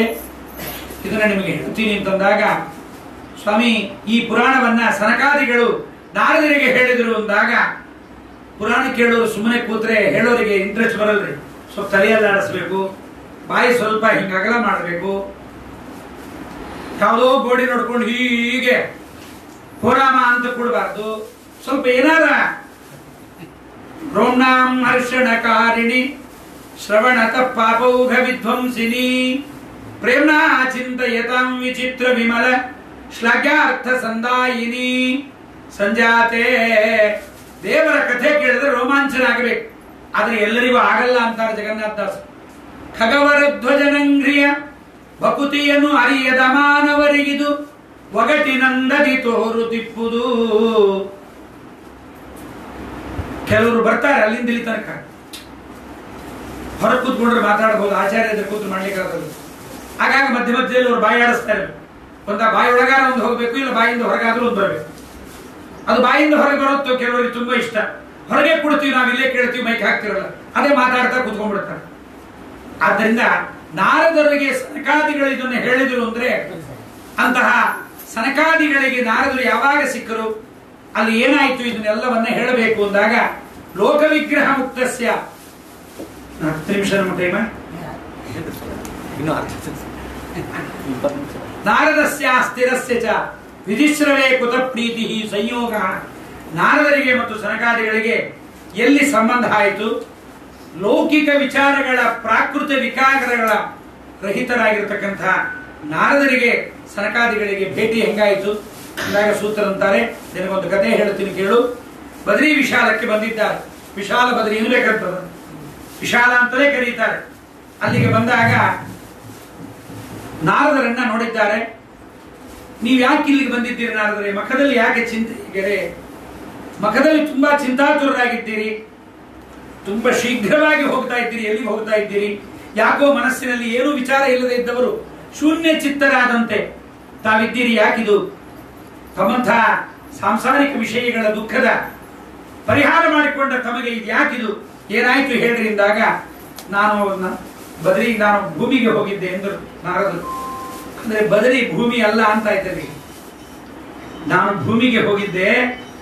ಹರಿಕ್ಷೇತ್ರ, ಕುರುಕ್ಷೇತ್ರ, ಶ್ರೀರಂಗ, ರಾಮೇಶ್ವರ ಎಲ್ಲಾ ತೀರ್ಥಗಳಲ್ಲಿ ನಾ ಸಂಚಾರ ಮಾಡಿದೆ. ಎಲ್ಲಿ ಹೋದರೂ ಪರಮಾತ್ಮನಲ್ಲಿ ಬುದ್ಧಿ ನನಗೆ ಹೋಗಲೇ ಇಲ್ಲ ಅಂತ. ನಾಪಶ್ಯಂ ಕುತ್ರಚಿತ್ ಶರ್ಮ, ಎಲ್ಲೂ ಸಮಾಧಾನ. ನಾರದರಿಗೆ ಸಮಾಧಾನ ಅಂದ್ರೆ ಏನ್ರಿ? ದಕ್ಷಿಣೆ ಕೊಡ್ತಾ ಇದ್ರೆ ಸಮಾಧಾನ ನಾರದರಿಗೆ ಅಲ್ಲ. ಭಗವಂತನ ಕಥೆ ನಡೀತಾ ಇದ್ರೆ ನಾರದರಿಗೆ ತುಂಬಾ ಖುಷಿ. ಎಲ್ಲೂ ಸತ್ಯ ಇಲ್ಲ, ಕಲಿ ತುಂಬಿದ್ದಾನೆ, ಮನಸ್ಸು ಸಂತೋಷ ಆಗಲಿಲ್ಲ. ಯಾರಲ್ಲೂ ಸತ್ಯ ಇಲ್ಲ, ತಪಸ್ಸಿಲ್ಲ, ಶೌಚ ಇಲ್ಲ, ದಯ ಇಲ್ಲ, ದಾನ ಇಲ್ಲ, ಬರೇ ಹೊಟ್ಟೆ ತುಂಬಿಕೋತಾ ಇದ್ದಾರೆ ಜನ. ಮತ್ತೆ ನಾನು ಹೇಳ್ತಾ ಇಲ್ಲ, ಉದರಂಭರಿಣೋ ಜೀವಾಹ ಪರಾಕ ಕುಟಭಾಷಿಣಃ, ಬರೀ ಕೆಟ್ಟ ಕೆಟ್ಟ ಮಾತಾಡ್ತಾರೆ, ಏನೇನೋ ಮಾತಾಡ್ತಾರೆ. ಮಂದಾಹ ಸುಮಂದಮತಯ ಮಂದಭಾಗ್ಯಾ ಉಪದ್ರುತಾ, ಇದು ಭಾಗವತದಲ್ಲೂ ಬರುತ್ತೆ ಪ್ರಾರಂಭದಲ್ಲಿ. ಇದೇ ಶೌನಕರೇ ಕೇಳ್ತಾರೆ. ಮಂದಾಹ ಹೆಚ್ಚು ಕರ್ಮವನ್ನ ಮಾಡ್ಲಿಕ್ಕಾಗಲ್ಲ. ಮಳೆ ಬಂತು ಅಂದ್ರೆ ಇವತ್ತು ತಣ್ಣೀರು ಸ್ನಾನ ಬೇಡ ಅಂತಾನೆ. ಮಂದಭಾಗ್ಯ ಹೆಚ್ಚು ಪುಣ್ಯವಂತರಿಲ್ಲ. ಸುಮಂದಮತಯ ಹೆಚ್ಚು ಉಪನ್ಯಾಸದಲ್ಲಿ ತಾತ್ವಿಕ ವಿಚಾರಗಳನ್ನ, ಪ್ರಮೇಯ ವಿಚಾರಗಳನ್ನ ಹೇಳ್ಬಿಟ್ರೆ ಪುರಾಣ ಆದ್ಮೇಲೆ ಬಂದು ಕೇಳ್ತಾರೆ, ಆಚಾರ್ಯ ನಿಮಗೆ ಅರ್ಥ ಆಗಿದೆ, ನಮಗೆ ಅರ್ಥ ಆಗ್ಲಿಲ್ಲ, ದಯವಿಟ್ಟು ಇಷ್ಟೊಂದು ಸ್ಟಿಫ್ ಆಗಿ ಹೇಳಬೇಡ್ರಿ. ಜೊತೆಗೆ ಉಪದ್ರುತ ನಾನಾ ರೋಗ ರುಜಿನಗಳಿಂದ ಪುರಾಣಕ್ಕೆ ಬರುವಾಗ ಒಂದು ಬಿಸ್ಲರಿ ಬಾಟ್ಲು, ಒಂದು ಮಾರಿ ಬಿಸ್ಕತ್ತು ಪ್ಯಾಕೆಟ್ ಜೊತೆಗೆ ಇಟ್ಕೊಂಡೇ ಬಂದಿರ್ತಾರೆ. ಎಷ್ಟೊತ್ತಿಗೆ ನಿಲ್ತಾರೋ ಏನೋ. ನಮಗೆ ನೋಡಿದ್ರೆ ಶುಗರು BP ಇದೆ, ಮಧ್ಯೆ ಬಾಯಾರಿಕೆ ಆದ್ರೆ ಕುಡಿಯೋ ಹಾಗಿಲ್ಲ, ಆದ್ರಿಂದ ಅದು ರೆಡಿಮೇಡ್ ಇಟ್ಕೊಂಡ್ ಬಂದಿರ್ತಾರೆ. ಉಪದ್ರುತ ಕುಷ್ಠ ಭಗಂಧರಾದಿ ರೋಗೈ ಉಪದ್ರುತ ಅಂತಾರೆ ವಿಜಯಧ್ವಜರು. ನಾನಾ ರೋಗಗಳಿಂದ ಉಪದ್ರುತರಾಗಿದ್ದೇವೆ. ಅಖಂಡ ನಿರತ ಸಂತಹ ವಿರಕ್ತ ಸಪರಿಗ್ರಹ, ಮನೆಯಲ್ಲಿ ಒಬ್ಬರಿಗಾದರೂ ದೇವರ ಬಗ್ಗೆ ಇಲ್ಲ. ಹೆಂಡತಿ ಮಕ್ಕಳು ಎಲ್ಲರೂ ತಾವೇನಾಗಿದ್ದಾರೆ, ಪಾಖಂಡಿಗಳಾಗಿದ್ದಾರೆ. ಆದ್ರಿಂದ ತುಂಬಾ ಹೇಳ್ತಾರೆ, ಅದೆಲ್ಲ ಹೇಳಿದ್ರೆ ತುಂಬಾ ಹೆದರಿಕೆ ಆಗತ್ತೆ ಜನರಿಗೆ. ಹೆಂಡತಿನೇ ಮನೆಯಲ್ಲಿ ನಾರಿ ಬಳಗನೇ ಒಳಗೆ, ಹೋರಿ ಬಳಗ ಇಲ್ಲವೇ ಇಲ್ಲ. ಭಾಮೈದನೇ ಎಲ್ಲಾ ಕೆಲಸ ಮಾಡ್ತಾನೆ. ತರುಣಿ ಪ್ರಭೃತ ಗೇಹೆ ಶಾಲಕೋ ಬುದ್ಧಿದಾಯಕ. ಭಾಮೈದನ ಹೇಳಿಕೊಡ್ತಾನೆ ತನ್ನ ಭಾವನಿಗೆ. ಹೆಂಡತಿಯೇ ರಾಜ್ಯವನ್ನು ಆಳ್ತಾಳೆ, ಹೆಂಡತಿ ಮಕ್ಕಳನ್ನ ಮಾರಾಟ ಮಾಡ್ತಾರೆ. ಇದು ಹೆಂಡತಿ ಗಂಡ ಹೆಂಡತಿ ಯಾವಾಗಲೂ ಖಂಡಂಗ ಜಗಳ ಆಡ್ತಾ ಇರ್ತಾರೆ. ಆದ್ರಿಂದ ಕಲಿದಾವಾನಲಾಗಿದೆ. ಯಮುನಾ ತಟಕ್ಕೆ ಹೋದೆ. ಅಲ್ಲಿಗೆ ಹೋದಾಗ ಯಮುನಾ ನದಿ ತೀರದಲ್ಲಿ ಒಬ್ಬ ತರುಣಿ ಬಹಳ ದುಃಖಕ್ಕೆ ಒಳಗಾಗಿದ್ದಾಳೆ, ಬಹಳ ದುಃಖ ಪಡ್ತಾ ಇದ್ದಾಳೆ. ಅವಳು ತರುಣಿಯಾಗಿದ್ದಾಳೆ, ಅವರ ಮಕ್ಕಳಿಬ್ಬರು ಮುದುಕರಾಗಿ ಬಿಟ್ಟಿದ್ದಾರೆ. ಇದನ್ನ ನಾನು ಹೋಗಿ ಆ ಹುಡುಗಿಯನ್ನ ಕೇಳಿದೆ, ಯಾಕಮ್ಮ ಬಹಳ ಬೀಸ್ತಾ ಇದ್ದಾಳೆ, ಏಳು ಏಳು ಅಂತ. ಅವಳಿಗೆ ಹೇಳಲಿಕ್ಕೆ ಆಗ್ತಾ ಇಲ್ಲ. ಅವಾಗ ನಾನು ಅವಳನ್ನ ನೋಡಿದೆ, ಬಾಲೆಯನ್ನ. ಭೋಗೋ ಸಾಧೋ ಕ್ಷಣಂ ತಿಷ್ಠ ಚಿಂತಾಮಪಿ ನಾಶಯ ದರ್ಶನಂ ತವ ಲೋಕಸ್ಯ ಸರ್ವಥಾ ಗಹರಂ ಪರಂ. ಅಯ್ಯ ಸಜ್ಜನೋತ್ತಮ, ನಿಲ್ಲು ನಿಲ್ಲು, ನೀನು ಹಿಂಗೆ ಹರಿದು ಹೋದರೆ ಸಾಕು, ನಾರದರು ಬಂದರಂತೆ ಸಾಕರಂತೆ. ಅದಕ್ಕೆ ಜಗನ್ನಾಥದಾಸರು ಹೇಳಲ್ಲ, ಪರಮಾತ್ಮನ ನಾಮ ಕಾಮಧೇನು ಸುಕಲ್ಪತರು ಚಿಂತಾಮಣಿಗಳ ಮರೇಂದ್ರ ಲೋಕದಿ ಕಾಮಿತಾರ್ಥಗಳೀವವಲ್ಲದೆ ಸೇವೆ ಮಾಡ್ಪರಿಗೆ ಶ್ರೀ ಮುಕುಂದನ ಪರಮ ಮಂಗಳ ನಾಮ ನರಕಸ್ಥರನು ಸಲಹಿತು ಪಾಮರರ ಪಂಡಿತರೆನಿಸಿ ಪುರುಷಾರ್ಥಗಳ ಕೊಡುತಿಗುದು. ನರಕಕ್ಕೆ ನಾರದರು ಹೋದರಂತೆ, ಪಾಪ ಮಾಡಿ ಅಲ್ಲ, ನರಕದಲ್ಲಿದ್ದವರನ್ನು ಉದ್ಧಾರ ಮಾಡಲಿಕ್ಕೆ. ಅವರನ್ನೆಲ್ಲ ಪಾಪಗಳನ್ನು ಕೇಳಿಕೊಂಡು ನಾರದರು ಮುಂದೆ ಹೋದರೆ ನರಕದಲ್ಲಿದ್ದ ಪಾಪಿಗಳೆಲ್ಲ ಅಂದ್ರಂತೆ, ಸ್ವಾಮಿ ಮುಂದೆ ಹೋಗಬೇಡ್ರಿ, ನಿಲ್ರಿ ನಿಲ್ರಿ ನಿಲ್ರಿ ನಿಲ್ರಿ. ಯಾಕೆ? ನಿಮ್ಮ ಮೈ ಮೇಲೆ ಬೀಸಿ ಬರುವ ಗಾಳಿ ನಮಗೆ ನರಕದಲ್ಲಿ ನಾಲಿಗೆ ಕತ್ತರಿಸ್ತಾ ಇದ್ರೆ, ಕಿವಿ ಕುಯ್ತಾ ಇದ್ರೆ, ಮೂಗು ಕತ್ತರಿಸ್ತಾ ಇದ್ರೆ, ಕಣ್ಣಲ್ಲಿ ಡಬಣ ಹಾಕ್ತಾ ಇದ್ರೆ, ಮೈಯಲ್ಲಿ ಹೊಲಿತಾ ಇದ್ರು ಕೂಡ ನಮಗೆ ದುಃಖ ಆಗ್ತಾ ಇಲ್ಲ. ಯಾಕೆ? ನಿಮ್ಮ ಮೈ ಮೇಲಿನ ಗಾಳಿ ಅಲ್ವಾ?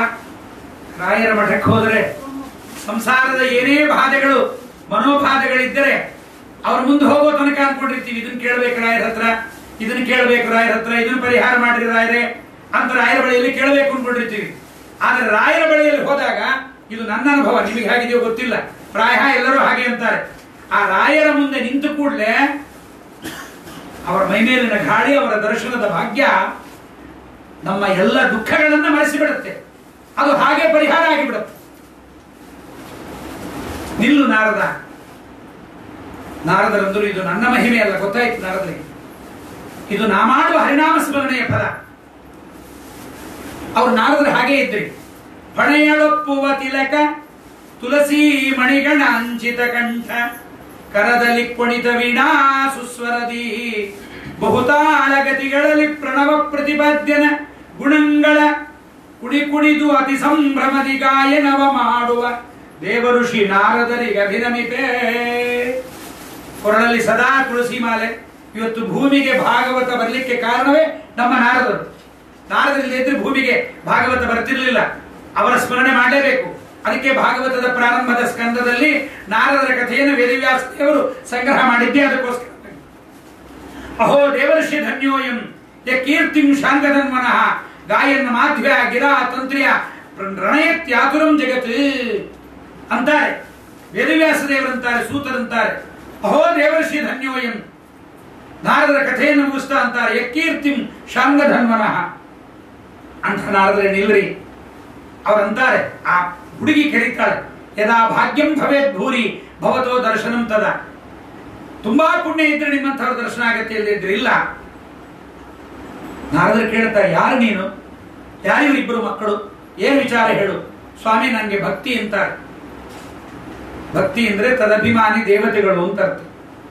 ಜ್ಞಾನ ವೈರಾಗ್ಯ ಅಂದ್ರೆ ತದಭಿಮಾನಿ ದೇವತೆಗಳು. ಈ ಒಂದು ನಾಟಕವನ್ನು ಮಾಡಿ ಜಗತ್ತಿನಲ್ಲಿ ಈ ಕಥೆಯಿಂದ ಜ್ಞಾನಭಕ್ತಿ ವೈರಾಗ್ಯಾದಿಗಳ ಉದ್ಧಾರ ಭಾಗವತದಿಂದ ಆಯಿತು ಎನ್ನುವುದನ್ನು ತೋರಿಸುವ ಕಥಾ ಪ್ರಸಂಗ ಇದು. ಜೊತೆಗೆ ಆ ಮಕ್ಕಳಿಗೆ ಗಾಳಿ ಹಾಕ್ತಾ ಇದ್ದಾರಂತೆ ತುಂಬಾ ಜನ ಹೆಂಗಸರು. ಇವರೆಲ್ಲ ಯಾರು ಅಂದ್ರೆ ಗಂಗಾ, ಸಿಂಧು, ಯಮುನಾ, ಕೃಷ್ಣ, ಕಾವೇರಿ, ತುಂಗಭದ್ರಾ ಮೊದಲಾದ ನದ್ಯಭಿಮಾನಿ ದೇವತೆಗಳು. ಬೇಕಾದ್ದು ಮಾಡಿದೀವಿ. ನೀನು ಯಾರು, ಎಲ್ಲಿ ಹುಟ್ಟಿದಿ? ನಾನು ದ್ರವಿಡ ದೇಶದಲ್ಲಿ ಹುಟ್ಟಿದೆ. ಉತ್ಪನ್ನ ದ್ರವಿಡೇ ಸಾಹಂ ವೃದ್ಧಿಂ ಕರ್ನಾಟಕೆ ಗತಾ. ಅದಕ್ಕೆ ಮಧ್ವಾಚಾರ್ಯರು ಕರ್ನಾಟಕವನ್ನೇ ಆಯ್ಸ್ಕೊಂಡ್ಬಂದ್ರು. ಅದಕ್ಕೆ ಹೇಳ್ತಾರೆ, ಸತ್ಯ ಲೋಕೇಶ್ವರ ಸಾಕ್ಷಾತ್ ಯತ್ರ ವಾತರ ದುತ್ಸುಕ ಅಂತ. ಪವಿತ್ರಂ ಪಾಜಕ ಕ್ಷೇತ್ರಂ ಕೋನ ಸೇವೇತ ಕೋವಿದ ಸತ್ಯ ಲೋಕೇಶ್ವರ ಸಾಕ್ಷಾತ್ ಯತ್ರ ವಾತರ ದುತ್ಸುಕ ಅಂತ. ಅಂಥ ಪರಮ ಮಂಗಳವಾದ ಕರ್ನಾಟಕದಲ್ಲಿ ನಾನು ಅಭಿವೃದ್ಧಿ ಬೆಳೆದೆ. ಮಹಾರಾಷ್ಟ್ರ ಮತ್ತು ಗುಜರಾತ್ ಅಲ್ಲಿ ನಾನು ಹಾಳಾಗಿಬಿಟ್ಟೆ. ಎಲ್ಲಾ ಕಡೆ ಶಿವ ಶಿವ ಅಂತಾರೆ. ನಮ್ಮ ಆಂಧ್ರದವರು ಶಿವ ಶಿವ ಅಂತಾರೆ. ಅವರಿಗೆ ಶಾ ಹೇಳಲಿಕ್ಕೆ ಬರಲ್ಲ. ಕರ್ನಾಟಕದ ಆಂಧ್ರದವರಿಗೆಲ್ಲ ಶಿವ ಶಿವ, ಕೆಲವರು ಮಾತ್ರ ಶಿವ ಶಿವ. ಅದು ಗುಜರಾತ್ ಹೋಗೋಷ್ಟೊತ್ತಿಗೆ ಶವ ಶವ ಆಗೋಯ್ತು. ಅವರಿಗೆ ಉಚ್ಚಾರಣೆ ಇಲ್ಲ, ಅಲ್ಲಿ ಭಕ್ತಿ ಕಡಿಮೆ ಅಂತೆ. ಕೊಚ್ಚಿನ್ ಮಹಾರಾಷ್ಟ್ರೆ ಗುಜ್ಜರೆ ಜೀರ್ಣತಾಂಗತ. ಕಲಿಯುಗ ಬೇರೆ ಬಂದಿದೆ. ವೃಂದಾವನಕ್ಕೆ ಹೋದೆ ನಾನು. ನನಗೇನು ಸ್ವಲ್ಪ ತಾರುಣ್ಯ ಬಂತು, ಆದರೆ ನನ್ನ ಮಕ್ಕಳಿಗೆ ತಾರುಣ್ಯ ಬರಲೇ ಇಲ್ಲ. ಅದರಿಂದ ಕಲಿಯುಗ ಬಹಳ ಕೆಟ್ಟದಾಗಿದೆ ಎಂದಾಗ ನಾರದರಂತಾರೆ, ಕಲಿಯುಗದಲ್ಲಿ ಸಜ್ಜನರಿಗೆ ದುಃಖ ಜಾಸ್ತಿ, ದುರ್ಜನರಿಗೆ ಹೆಚ್ಚಿನ ಸುಖ. ದುರ್ಜನರು ಹೆಚ್ಚು ಸಜ್ಜನರನ್ನು ದುಃಖಕ್ಕೆ ಈಡು ಮಾಡುತ್ತಾರೆ. ಜನ ಅಘಾಸುರಾಯಂತೆ ಶಾಠ್ಯ ದುಷ್ಕರ್ಮಕಾರಿಣಃ ದತ್ತೇ ಧೈರ್ಯಂತು ಯೋ ಧೀಮಾನ್. ಇಂಥ ಕೆಟ್ಟ ಕಾಲದಲ್ಲೂ ಯಾರು ಮನೋನಿಗ್ರಹ ಮಾಡಿಕೊಂಡು ಭಗವತ್ ಕಥಾ ಶ್ರವಣ ಮಾಡ್ತಾರೆ ಅವರು ಉದ್ಧಾರ ಆಗುತ್ತಾರೆ.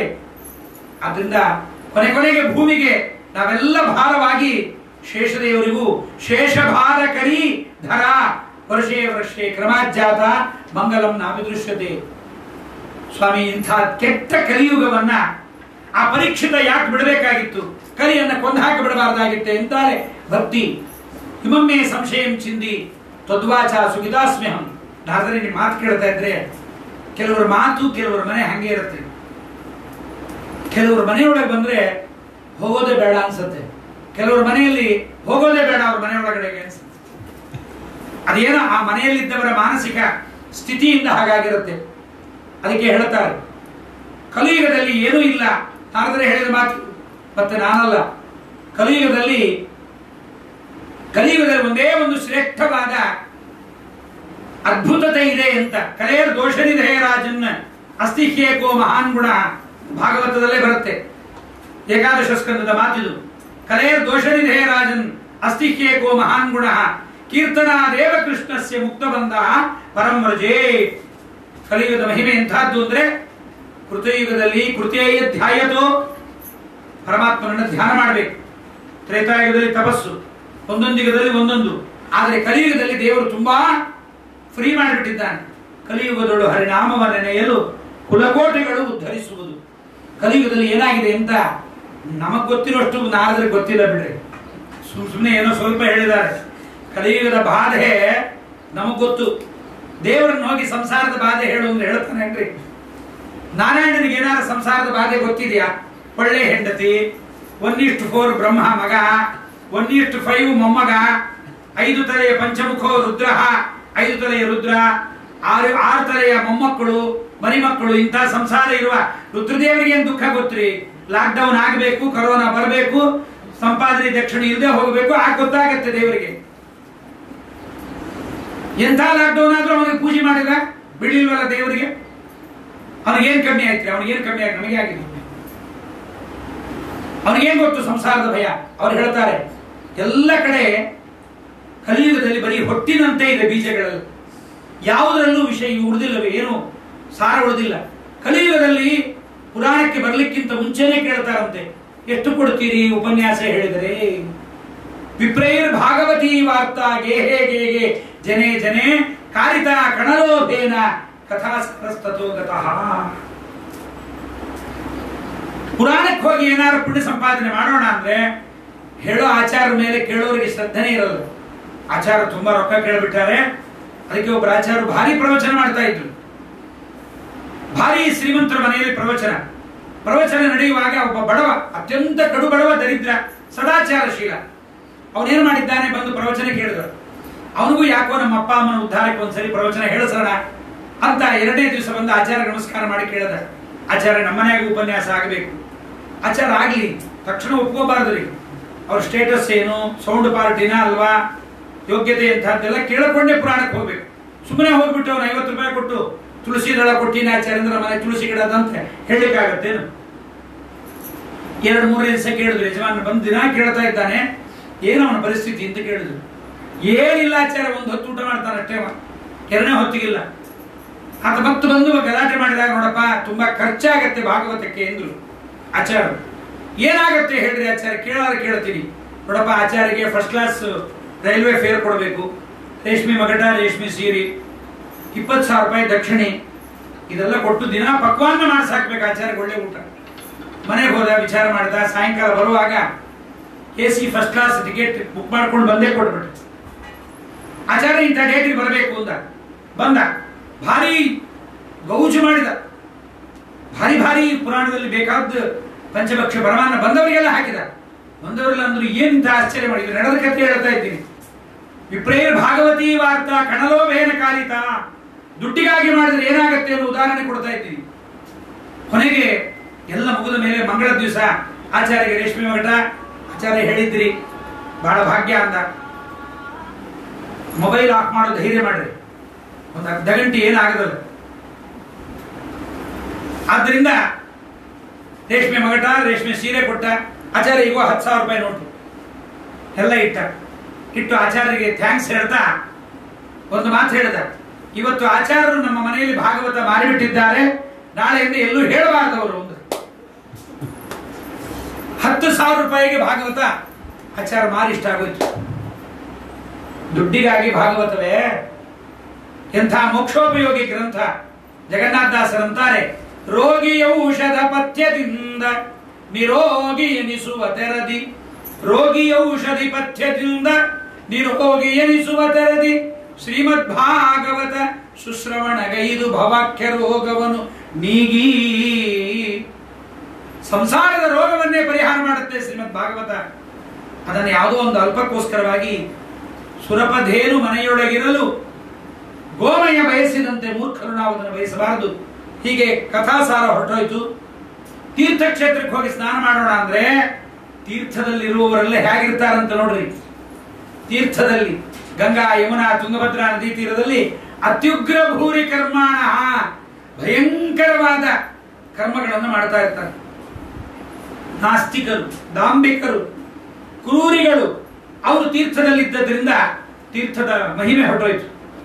ತಪಸ್ಸು ಮಾಡೋಣ ಅಂದ್ರೆ ಕಾಮ, ಕ್ರೋಧ, ಮೋಹ, ಲೋಭಗಳ ಇದರಿಂದ ಆಕೃಷ್ಟರಾಗಿದ್ದಾರೆ. ಕಥಾಸಾರ ಇಲ್ಲ. ಮನಸ್ಸನ್ನು ಗೆಲ್ಲಲಿಕ್ಕಾಗಲ್ಲ, ಆದ್ರಿಂದ ಧ್ಯಾನ ಯೋಗವೂ ಇಲ್ಲ. ಸರಿ, ಪಂಡಿತರ ಮನೆಗೆ ಹೋಗಿ ಏನಾರು ಕೇಳೋಣ ಅಂದ್ರೆ ಪಂಡಿತರು ಹೆಂಡತಿ ಜೊತೆಗೆ ಯಾವಾಗಲೂ ಮಲಗಿರ್ತಾರೆ. ಪುತ್ರಸ್ಯ ಉತ್ಪಾದನೆ ದಕ್ಷಾಹ ಅದಕ್ಷಾಹ ಮುಕ್ತಿ ಸಾಧನೆ. ಬರೀ ಮಕ್ಕಳನ್ನ ಸಂಪಾದನೆ ಮಾಡೋದು, ಮಕ್ಕಳನ್ನ ಪಡೆಯೋದ್ರಲ್ಲೇ ಪಂಡಿತರಿಗೆ ಆಸಕ್ತಿ. ಮೋಕ್ಷ ಮಾರ್ಗದಲ್ಲಿ ಯಾರಿಗೂ ಆಸಕ್ತಿ ಇಲ್ಲ. ಇದು ಏನು ಮಾಡ್ಲಿಕ್ಕಾಗಲ್ಲ. ಭಕ್ತಿ ಇದು ಯುಗ ಧರ್ಮ ಅಂದ್ರು ನಾರದರು. ಆಗ ಭಕ್ತಿ ಹೇಳ್ತಾಳೆ, ಸ್ವಾಮಿ ವಚನ ರಚನಮೇಕಂ ಕೇವಲಂ ಚಾಕಲಯ್ಯ ಜಯತಿ ಜಗತಿ ಮಾಯಾಂ ಯಸ್ಯ ಕಾಯಾಧವಸ್ತೆ. ವಚನ ರಚನಮೇಕಂ ಕೇವಲಂ ಚಾಕಲಯ್ಯ ಧ್ರುವಪದಮಪಿ ಯಾತೋ ಯತ್ಕೃಪಾತೋ ಧ್ರುವೋಯಂ ಸಕಲ ಕುಶಲ ಪಾತ್ರಂ ಬ್ರಹ್ಮಪುತ್ರಂ ನತೋಸ್ಮಿ ದತಾಸ್ಮಿ. ಬಿದ್ದು ಭಕ್ತಿ ನಾರದರ ಪಾದಕ್ಕೆ, ಸ್ವಾಮಿ ಎಂಥ ಮಾತಾಡ್ತೀರಿ, ನಿಮ್ಮ ಮಾತು ಕೇಳ್ತಾ ಇದ್ರೆ ಮನಸ್ಸಿಗೆ ಮಾತು ನಿಲ್ಲಿಸಬೇಡ್ರಿ, ಆಡ್ರಿ ಆಡ್ರಿ, ಇನ್ನೊಂದಿಷ್ಟು ಮಾತಾಡಿ.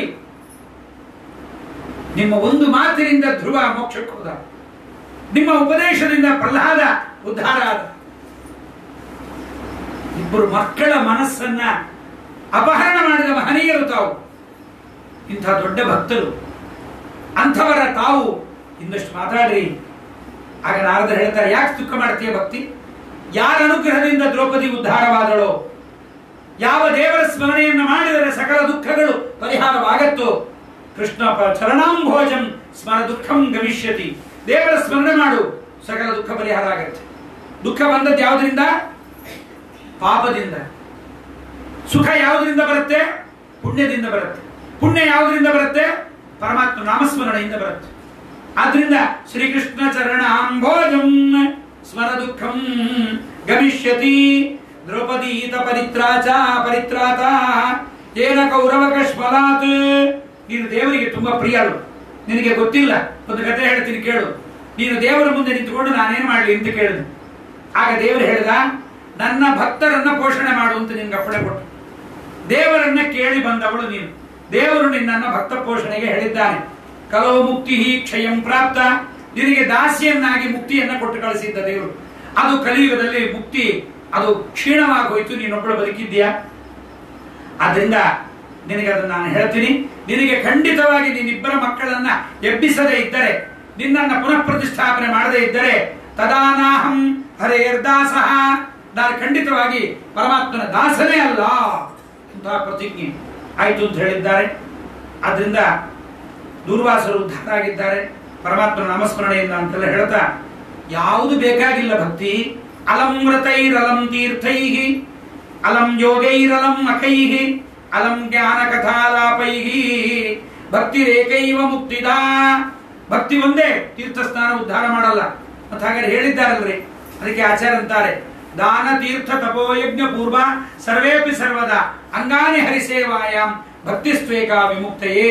ಆಚಾರ್ಯರು ನಿರ್ಣಯದಂತಾರೆ, ದಾನದಿಂದ ಮೋಕ್ಷ ಇಲ್ಲ, ತೀರ್ಥ ಸ್ನಾನದಿಂದ ಮೋಕ್ಷ ಇಲ್ಲ, ಯಜ್ಞದಿಂದ ತಪಸ್ಸಿಲ್ಲ, ಭಾಗವತದ 7ನೇ ಸ್ಕಂದದಲ್ಲಿ ಪ್ರಹ್ಲಾದರಾಜರು ಹೇಳ್ತಾರೆ, ದಾನದಿಂದ, ಯಜ್ಞದಿಂದ, ತಪಸ್ಸಿನಿಂದ ದೇವರು ಸಂತೋಷ ಪಡುವುದಿಲ್ಲ, ಕೇವಲ ಭಕ್ತಿಯಿಂದ ಪರಮಾತ್ಮ ಸಂತೋಷ ಪಡ್ತಾನೆ. ಆಗ ನಾರದು ನಿಶ್ಚಯ ಮಾಡಿ, ನಿನ್ನ ಮಕ್ಕಳನ್ನ ಎಬ್ಬಿಸ್ತೀನಿ ಅಂತ ಕೇಳಿ, ತಯೋರ್ಬೋಧನ ಮಾರೇವೇ, ನಾರದರು ಬಂದು ಬಗಲ ಕೂತ್ಕೊಂಡು ಹೇಳ್ರೋ ರೇ ರೇ ಜ್ಞಾನಂ, ಹೇಳೋ ಜ್ಞಾನ, ಜ್ಞಾನ ಪ್ರಬುದ್ಧತಾಂ ಶೀಘ್ರಂ, ರೇ ರೇ ವೈರಾಗ್ಯ ಪ್ರಬುದ್ಧತಾಂ. ಮನಸ್ಸು ಮಾಡಿದ್ರು, ಭಗವದ್ಗೀತಾ ಹೇಳಿದ್ರು, ಬೇಕಾದ್ದು ಹೇಳಿದ್ರು, ಗೀತಾ ಪಾಠ ಮಾಡಿದ್ರು, ಹೇಳಲಿಲ್ಲ. ಸುಮ್ಮನೆ ಹಿಂಗೆದ್ದು ಹಿಂಗ್ ನೋಡಿ ಮತ್ತೆ ಕಣ್ಣು ಮುಚ್ಚಿಬಿಟ್ರು. ಹೇಳಲಿಲ್ಲ, ಮಕ್ಕಳಿಗೆ ಆಗಲಿಲ್ಲ. ಬಹಳ ಹಸಿವೆ ಆಗಿದೆ ಆ ಮಕ್ಕಳಿಗೆ. ಆಗ ಗೋವಿಂದನನ್ನು ಸ್ಮರಣೆ ಮಾಡಿದ್ದಾರೆ. ಸ್ವಾಮಿ, ಇವರಿಬ್ಬರನ್ನು ಎಬ್ಬಿಸಲಿಕ್ಕೆ ಏನ್ ಮಾಡ್ಲಿ ಹೇಳು, ನಿನ್ನ ದಾಸ ಅಲ್ಲ ಅಂತ ನಾನು ಪ್ರತಿಜ್ಞೆ ಮಾಡಿಬಿಟ್ಟಿದ್ದೀನಿ, ಎಬ್ಬಿಸದೇ ಇದ್ರೆ ಏನ್ ಮಾಡ್ಬೇಕು ಹೇಳು ಅಂತ ಕೇಳಿದಾಗ ವ್ಯೋಮಾನ ಆಗಿದೆ. ಸತ್ಕರ್ಮ ಮಾಡು ಅಂತಂದ್ರು. ಆ ಸತ್ಕರ್ಮ ಏನು ಅಂತ ಕೇಳ್ಕೊಂಡು ಬರ್ತಾ ಇದ್ದೀನಿ, ಯಾರಿಗೂ ಹೇಳ್ತಾ ಇಲ್ಲ, ನಾರದರಿಗೆ ಗೊತ್ತಾಗ್ಲಿಲ್ಲ, ಯಾರ್ಯಾರನ್ನೂ ಕೇಳಿದ್ರಂತೆ. ಜಗತ್ತಿನಲ್ಲಿ ಹಾಹಾಕಾರ ಆಗೋಯ್ತು, ಏನಿದು ಸತ್ಕರ್ಮ, ಯಾವುದು ಸತ್ಕರ್ಮ? ಆಗ ನಾನು ಎಲ್ಲಾ ಕಡೆಗೆ ಕೇಳ್ಕೊಂಡು ಬಂದೆ. ಆಗ ನಿಮ್ಮನ್ನು ನೋಡಿದ್ದೀನಿ ಬದರಿಯಲ್ಲಿ. 5 ವರ್ಷದ ದಿವ್ಯ ಪಂಚಷಡ್ಡಾಯನಾರ್ಭಾವಾಹ ದಿಗ್ವಾಸಾಹ ಭಾಗವತ ಶ್ಲೋಕ ಇದು. 5 ವರ್ಷದ ಬಾಲಕರು 5 ವರ್ಷದವರಂತೆ ಇರ್ತಾರೆ, ಜ್ಞಾನವೃದ್ಧರು, ಮಹಾಜ್ಞಾನಿಗಳು, ಸನಕರು. ಅಂತಹ ಸತ್ಕಾರ್ಯಗಳ ಬಂದಿದ್ದೀನಿ. ಉದ್ಧಾರ ಮಾಡಿದ್ರಿಂದ ಚಿಂತೆ ಮಾಡಬೇಡ್ರಿ, ಅದು ಬೇರೆ ಏನೂ ಅಲ್ಲ, ನೀನು ಧನ್ಯ, ನಿನ್ನಿಂದ ಆಗಬೇಕು ಅಂತ ಈ ಮಾತಾಡಿದ್ದಾರೆ. ಸತ್ಕರ್ಮ ಸೂಚಕೋ ನೂನಂ ಜ್ಞಾನ ಯಜ್ಞ ಸ್ಮೃತೋ ಬುಧೈಹಿ ಶ್ರೀಮದ್ ಭಾಗವತಾಲಾಪ ಸತು ಗೀತ ಕ್ಷುಕಾದಿವಿಗಿ. ಸತ್ಕರ್ಮ ಅಂದ್ರೆ ಬೇರೆ ಯಾವುದೂ ಅಲ್ಲ, ಶ್ರೀಮದ್ ಭಾಗವತ ಅರ್ಥ ಮಾಡ್ಕೊಳ್ರಿ. ಸತ್ಕರ್ಮ ಅಂದ್ರೆ 3 ಸರಿ ಸ್ನಾನ ಮಾಡೋದಲ್ಲ, ಅವತ್ತೇ ಒಣಗಿಸಿದ ಮಡಿ ಉಡೋದಲ್ಲ, ನದಿ ನೀರು, ಬಾವಿ ನೀರು, ಸ್ವಯಂ ಪಾಕ, ಪುರುಷ ಪಾಕ ಅಲ್ಲ. ಅದನ್ನ ಮಾಡ್ತಾ ಇದನ್ನ ಮಾಡಿದರೆ ಮಾತ್ರ ಅದು ಸತ್ಕರ್ಮ. ಬರೇ ಬಾವಿನಲ್ಲೇ ಬೀಳ್ತೀವಿ, ದಾವಳಿ ಉಟ್ಕೊಂಡೇ ಒದ್ದಾಡ್ತೀವಿ, ಹಗ್ಗನೆ ನೇಣು ಹಾಕೋತೀವಲ್ಲ. ಅದರ ಜೊತೆಗೆ ಜ್ಞಾನ ಇದ್ದರೆ ಮಾತ್ರ. ಜ್ಞಾನ ಇಲ್ಲ, ಪುರಾಣಕ್ಕೆ ಬರೋದಿಲ್ಲ, ಬರೇ ಬಾವಿ ಕಟ್ಟಿ ದಾವಳಿ ಮಡಿಕೊಂಡು 3 ಹಿಡ್ಕೊಂಡು ಕೂತಿದ್ರೆ ಉದ್ಧಾರ ಆಗಲ್ಲ. ಏನಾಗಬೇಕು? ಸತ್ಕರ್ಮ ಆಗಬೇಕು, ಭಾಗವತ ಕಥಾಸ್ಮರಣ ಆಗಬೇಕು. ಭಕ್ತಿ ಜ್ಞಾನ ವಿರಾಗಾಣಂ ತದ್ಘೋಷೇಣ ಬಲಂ ಮಹತ್. ಅದನ್ನು ಹೇಳೋದ್ರಿಂದ ಭಕ್ತಿ ಜ್ಞಾನ ಬರುತ್ತೆ ಅಂತ ಹೇಳಿದ್ದಾರೆ. ಆಗ ಯಾರು ಮಾಡಬೇಕು ಅಂದಾಗ ನೀವೇ ಹೇಳ್ರಿ ಅಂತಾರೆ. ಅಂತಹ ಶ್ರೇಷ್ಠವಾದ ಭಾಗವತ ಕಥೆಯನ್ನ ಪ್ರಾರಂಭವನ್ನು ಮಾಡಿದ್ದಾರೆ. ಆಗ ಜ್ಞಾನಯಜ್ಞ ಎಲ್ಲಿ ಮಾಡಬೇಕು? ಜ್ಞಾನಯಜ್ಞಂ ಕರಿಷ್ಯಾಮಿ ಶುಕಶಾಸ್ತ್ರ ಕಥೋಜ್ವಲಂ. ಆಗ ನಾರದರಂತಾರೆ, ಒಳ್ಳೆ ಕ್ಷೇತ್ರವೂ ಇರಬೇಕು, ಮನಪ್ರಸನ್ನತೆ ಇರಬೇಕಲ್ಲಿ, ಜಾಗ ಚೆನ್ನಾಗಿರ್ಬೇಕು, ಅಕ್ಕಪಕ್ಕದಲ್ಲಿ ಮಾಂಸದ ಅಂಗಡಿ, ಮಾಂಸ ಮಾಡೋರ್ ಮನೆ, ಹೊಡೆದಾಡೋ ಬೀದಿ, ಸ್ನಾನವೇ ಮಾಡದೇ ಇರುವ ಅಶೌಚಿಗಳ ಓಣಿಗಳಾಗಬಾರದು, ಶುದ್ಧವಾದ ಓಣಿ ಇರಬೇಕು, ಬ್ರಾಹ್ಮಣರ ಅಗ್ರಹಾರ. ಅದರಲ್ಲಿ ಶ್ರೇಷ್ಠ ಯಾವುದು? ಗಂಗಾ ನದಿ ತೀರ. ಗಂಗಾ ನದಿ ತೀರದಲ್ಲಿ ಆನಂದಾಶ್ರಮ, ಅಲ್ಲಿ ಮಾಡಿಬಿಟ್ರೆ ಶ್ರೇಷ್ಠ. ಅಪೂರ್ವರಸ ರೂಪಾಚ ಕಥಾ ತತ್ರ ಭವಿಷ್ಯತಿ, ಅಲ್ಲಿ ಭಾಗವತ ಚೆನ್ನಾಗತ್ತೆ. ಯತ್ರ ಭಾಗವತಿ ವಾರ್ತಾ, ಅಲ್ಲಿ ಶುರು ಮಾಡೋದಾರ್ದ ಜ್ಞಾನ ಭಕ್ತಿ ವೈರಾಗ್ಯ ಅಲ್ಲಿಗೆ ಬರುತ್ತೆ. ಸರಿ, ಭಾಗವತ ಪ್ರಾರಂಭ ಆಗಿದೆ, ಪ್ರಾರಂಭ ಆಗತ್ತೆ. ಸನಕಾದಿಗಳು ಪ್ರಪ್ರಥಮ ಭಾಗವತ ಹೇಳಲಿಕ್ಕೆ ಕೂತಿದ್ದಾರೆ ಗಂಗಾ ನದಿ ತೀರದ ಆನಂದವನದಲ್ಲಿ. ಅದನ್ನ ಕೇಳಲಿಕ್ಕೆ ಓಡಿ ಓಡಿ ಬರ್ತಾ ಇದ್ದಾರಂತೆ. ಕೋಲಾಹಲೋಪ್ಯಭೂತ್, ಭಾರಿ ಕೋಲಾಹಲ ಆಗಿದೆ, ಎಲ್ಲರೂ ಬರ್ತಾ ಇದ್ದಾರೆ. ಯಾರ್ಯಾರು ಬಂದಿದ್ದಾರೆ? ಭೃಗುರ್ ವಸಿಷ್ಠ ಚವನಶ್ಚ ಗೌತಮ ಮೇಧಾತಿಥಿ ದೇವಲ ದೇವರಾತೌ ರಾಮಸ್ತಥಾ ಗಾದಿಸುತೋತ ಗಾದಿಸುತಶ್ಚ ಶಾಕಲಃ ಮೃಗಂಡು ಪುತ್ರಾಃ ತ್ರಿಜಪಿಪ್ಪಲಾದಾಃ. ಗೌತಮರು, ಭೃಗುಳು, ವಸಿಷ್ಠರು, ಗೌತಮರು, ಮೇಧಾತಿಥಿ, ದೇವಲ, ದೇವರಾತ, ಪರಶುರಾಮ ದೇವರು, ಗಾಧಿ, ವಿಶ್ವಾಮಿತ್ರರು, ವ್ಯಾಸ ಪರಾಶರರು, ಛಾಯಾಶುಕರು, ಜಾಜಲಿ, ಜನ್ಮ ಎಲ್ಲರೂ ಬಂದುಬಿಟ್ಟಿದ್ದಾರೆ. ಎಲ್ಲ ಪುರಾಣಗಳ ಅಭಿಮಾನಿ ದೇವತೆಗಳು, ನದ್ಯಾಭಿಮಾನಿ ದೇವತೆಗಳು, ಪರ್ವತಾಭಿಮಾನಿ ದೇವತೆಗಳು ಎಲ್ಲರೂ ಬಂದಿದ್ದಾರೆ. ಅಂತಹ ಶ್ರೀಮದ್ ಭಾಗವತವನ್ನ ಪ್ರಾರಂಭ ಮಾಡಿದ್ದಾರೆ. ಜೀವನಿಗೆ ದುಃಖ ಎಲ್ಲಿಯ ತನಕ? ದುಡ್ಡಿದ್ರೆ ದುಃಖ ಹೋಗಲ್ಲ, ಆರೋಗ್ಯ ಇದ್ರೆ ದುಃಖ ಹೋಗಲ್ಲ, ಮಕ್ಕಳಿದ್ರೆ ದುಃಖ ಹೋಗಲ್ಲ, ಮನೆಯಿಂದ ದುಃಖ ಹೋಗಲ್ಲ. ದುಃಖ ಹೋಗುವುದೇ ಭಗವಂತನ ಕಥೆ ಶ್ರವಣದಿಂದ. ಆದ್ರಿಂದ ತಾವತ್ ಸಂಸಾರ ಚಕ್ರೇಸ್ಮಿನ್ ಭ್ರಮತೆ ಜ್ಞಾನದ ಪುಮಾನ್ ಯಾವತ್ ಕರ್ಣಗತ ನಾಸ್ತಿ ಶುಕಶಾಸ್ತ್ರ ಕಥಾ ಕ್ಷಣಂ. ಪರಮಾತ್ಮನ ಕಥೆಯನ್ನು ಕೇಳಿದರೆ ಅದು ದುಃಖ ಪರಿಹಾರ ಆಗತ್ತೆ. ಅದಕ್ಕೆ ಅಂತಾರೆ, ಭಾಗವತದ ಮಹಿಮೆಯನ್ನು ಹೇಳ್ತಾ ಸನಕಾದಿಗಳು ಪ್ರಾರಂಭ ಮಾಡ್ತಾರೆ. ಯಾರು ಕೊನೆಗಾಲದಲ್ಲಿ ಭಾಗವತವನ್ನು ಕೇಳ್ತಾರೆ ಅವನ ಜೀವನ ಮುಕ್ತನಾಗುತ್ತೆ. ಆಜನ್ಮ ಮಾತ್ರಮಪಿ ಏನ ಶಠೇನ ಕಿಂಚಿತ್ ಚಿತ್ತಂ ವಿಧಾಯ ಶುಕಶಾಸ್ತ್ರ ಕಥಾನ ಪೀತ ಚಂಡಾಲವಚ್ಚ ಖರವತ್ ಬತತೇನ ನೀತಂ ಮಿಥ್ಯಾ ಸ್ವಜನ್ಮ ಜನನಿ ಜನಿ ದುಃಖ ಭಾಜಾ. ಇಡೀ ಜೀವನದಲ್ಲಿ ಒಮ್ಮೆಯೂ ಭಾಗವತವನ್ನು ಕೇಳಲಿಲ್ಲ ಅಂದ್ರೆ ಅಮ್ಮನಿಗೆ ವ್ಯರ್ಥವಾಗಿ ಪ್ರಸವ ವೇದನೆ ಕೊಡ್ಲಿಕ್ಕೆ ಹುಟ್ಟಿದ ಇದೊಂದು ಕೆಟ್ಟ ಪ್ರಾಣಿ ಅಂತ. ಅದರಿಂದ ಭಾಗವತ ಶ್ರವಣ ಆಗಬೇಕು. ಯಾರು ಕೇಳಿಲ್ಲ ಅವನೇನಾಗಿದ್ದಾನೆ, ಬದುಕಿದ ಹೆಣ ಅಂತಂದ್ರಿ, ಜೀವಚ್ಛವ ಅಂತನಬೇಕು ಅಂತಂದಿದ್ದಾರೆ. ಕಲಿಯುಗದಲ್ಲಿ ಮನಸ್ಸಿನ ಜಯ ಇರೋದಿಲ್ಲ, ಕಲಿಯ ದೋಷ ಬಹಳ. ಆದ್ರಿಂದ ಸಪ್ತಾಹ ಶ್ರವಣ ಶ್ರೇಷ್ಠ, ಆದ್ರಿಂದ ಬಹಳ ಶ್ರೇಷ್ಠವಾಗಿದೆ. ಉದ್ಧವ ಕೇಳಿದ ನಂತರ ಸನಕಾದಿಗಳು ಹೇಳ್ತಾರೆ, ಸ್ವಾಮಿ ನೀನಂತೂ ಹೋಗಿಬಿಟ್ಟು ಈ 3 ಯುಗದಲ್ಲಿ ಕಾಣಿಸ್ತಾ ಇದ್ದಿ, ಕಲಿಯುಗದ ಜನರ ದುಃಖವೇನು ಅಂದಾಗ ಆಗ ಪರಮಾತ್ಮ ಹೇಳ್ತಾನೆ, ನಾನು ಹೋಗೋದು ಅಂದ್ರೆ ಏನು ಉದ್ಧವ, ನಾನು ಎಲ್ಲೂ ಹೋಗ್ಲಿಕ್ಕಾಗಲ್ಲ, ಎಲ್ಲಿಗೂ ಬರ್ಲಿಕ್ಕಾಗಲ್ಲ. ಅಣುರೇಣು ತೃಣಕಾಷ್ಟ ಪರಿಪೂರ್ಣ ನಾನು, ಸರ್ವತ್ರ ವ್ಯಾಪ್ತನಾದ ನಾನು ಹೋಗೋದೇನು, ದೂರತರಮ್ಯತ್ತು ತದೇವ ಅಂತಿಕಂ ಅಂತಿಕಂ, ಎಲ್ಲರನ್ನು ತಾನಿಪ್ಪ ತನ್ನೊಳೆಲ್ಲರನ್ನು ಧರಿಸಿಯನು, ಅಪ್ರತಿಮಲ್ಲ ಮನ್ಮಥ ಜನಕ ಜಗದಾದ್ಯಂತ ಮಧ್ಯಗಳ ಬಲ್ಲ ಬಹುಗುಣ ಭರಿತ ದಾನವ ದಲ್ಲಣ ಜಗನ್ನಾಥ ಸೊಲ್ಲಲಾಲಿಸಿ ಕಂಬದಿಂದಲೇ ಬಂದ ಭಕುತನಿಗೆ. ಅಂಥ ಪರಮಾತ್ಮ ನಾನು ಹೋಗೋದು ಬರೋದು ಅಂದ್ರೆ ಏನು? ಮತ್ತೆ ನೀನು ರೂಪ ಪರಿಹಾರ ಮಾಡಿಬಿಡ್ತಲ್ಲ, ಅಪ್ರತ್ಯಕ್ಷ ಮಾಡಿಬಿಡ್ತಿಲ್ಲ ರೂಪವನ್ನ. ಇಲ್ಲ ಚಿಂತೆ ಮಾಡಬೇಡ, ಒಂದು ರೂಪದಿಂದ ಭಾಗವತದಲ್ಲಿ ಇರ್ತೀನಿ ಅಂತ ಹೇಳಿದ್ದಾರೆ. ಅಂತಹ ಶ್ರೀಮದ್ ಭಾಗವತ ಇದು. ಸಕಲ ಭುವನ ಮಧ್ಯೆ ನಿರ್ಧನಾಸ್ತೇಪಿ ಧನ್ಯಾಃ ನಿವಸತಿ ಹೃದಯೇಷಾಂ ಶ್ರೀಹರೇರ್ ಭಕ್ತಿರೇಕಾ. ದುಡ್ಡಿದ್ದವನು ಶ್ರೀಮಂತ ಅಲ್ಲ, ದುಡ್ಡಿಲ್ಲದೆ ಇದ್ದವನು ದರಿದ್ರನಲ್ಲ. ಯಾರ ಹೃದಯದಲ್ಲಿ ಭಗವಂತನ ರೂಪಗಳನ್ನ, ದೇವರ ಮಹಿಮೆಯನ್ನು ತೋರಿಸುವ ಭಾಗವತ ಇರುತ್ತೆ ಅವನೇ ಶ್ರೀಮಂತ, ಬೇರೊಬ್ಬರಲ್ಲ. ಆದ್ದರಿಂದ ಭಾಗವತವನ್ನು ಹೇಳ್ತೀವಿ ಅಂತ ಹೇಳಿ ಎಲ್ಲ ಪುರಾಣಗಳ ಎಲ್ಲರೂ ಬಂದುಬಿಟ್ಟಿದ್ದಾರೆ. ಆಗ ಭಾಗವತವನ್ನು ಹೇಳ್ಬೇಕಾದ್ರೆ ಸನಕಾದಿಗಳು ಹೇಳ್ಬೇಕಲ್ಲ. ಇದೇ ನಮ್ಮ ತುಂಗಭದ್ರಾ ನದಿ ತೀರದ ಮೇಲ್ಭಾಗ ಹರಿಹರ ಕ್ಷೇತ್ರ.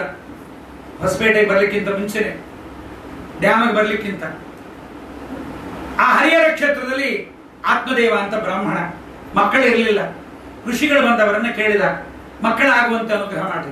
ಅವರಂದ್ರು ಸುಖವಾಗಿದ್ದೀಯೋ, ಮಕ್ಕಳು ಬೇಕು ಅಂತ ಯಾಕೆ ಹೇಳ್ತಿ? ಇದೆಲ್ಲ ಆದ್ಮೇಲೆ ಗೊತ್ತಾಗತ್ರಿ ದುಃಖ.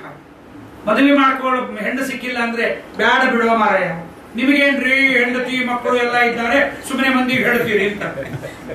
ಅವನಿಗೆ ಏನಂತ ಹೇಳಲಿಕ್ಕೆ ಆಗತ್ತೆ ಪಾಪ ಕೂಸವನು. ಬ್ಯಾಡಲೇ ಮದುವೆ ಬ್ಯಾಡೋ ಮಡ್ಡ, ಬಹಳ ಕಷ್ಟ ಆಗತ್ತೆ ಮುಂದೆ ಮದುವೆ ಮಾಡಿಕೊಂಡ್ರೆ. ಅವಳ ಮಾತು ಕೇಳಬೇಕು. ಮೋಹದ ಮಡದಿ ಒಂದು ಬರ್ತಾಳೆ, ಮೋಹದ ಮಗು ಹುಟ್ಟತ್ತೆ, ಅದರಲ್ಲಿ ನೀ ಮನಸ್ಸಿಟ್ಟಿ ಲೊಳಲೊಟ್ಟಿ ಪ್ರಯೋಜನ ಇಲ್ವೋ? ಬೇಡ, ಅವನು ಕೇಳಲ್ಲ. ಒಂದು 7-8 ವರ್ಷ ಆದ್ಮೇಲೆ ಏನೊಂದು ಸಪ್ಮೂರಿ ಹಾಕೊಂಡು ಬರ್ತಿರ್ತಾನೆ. ಯಾಕೆ ಅಂದ್ರೆ ನಿಮ್ಮ ಮಾತು ಕೇಳಿಲ್ರಿ ಆಚಾರ್ಯ, ಮೊದಲು ಗೊತ್ತಾಗಲ್ಲ.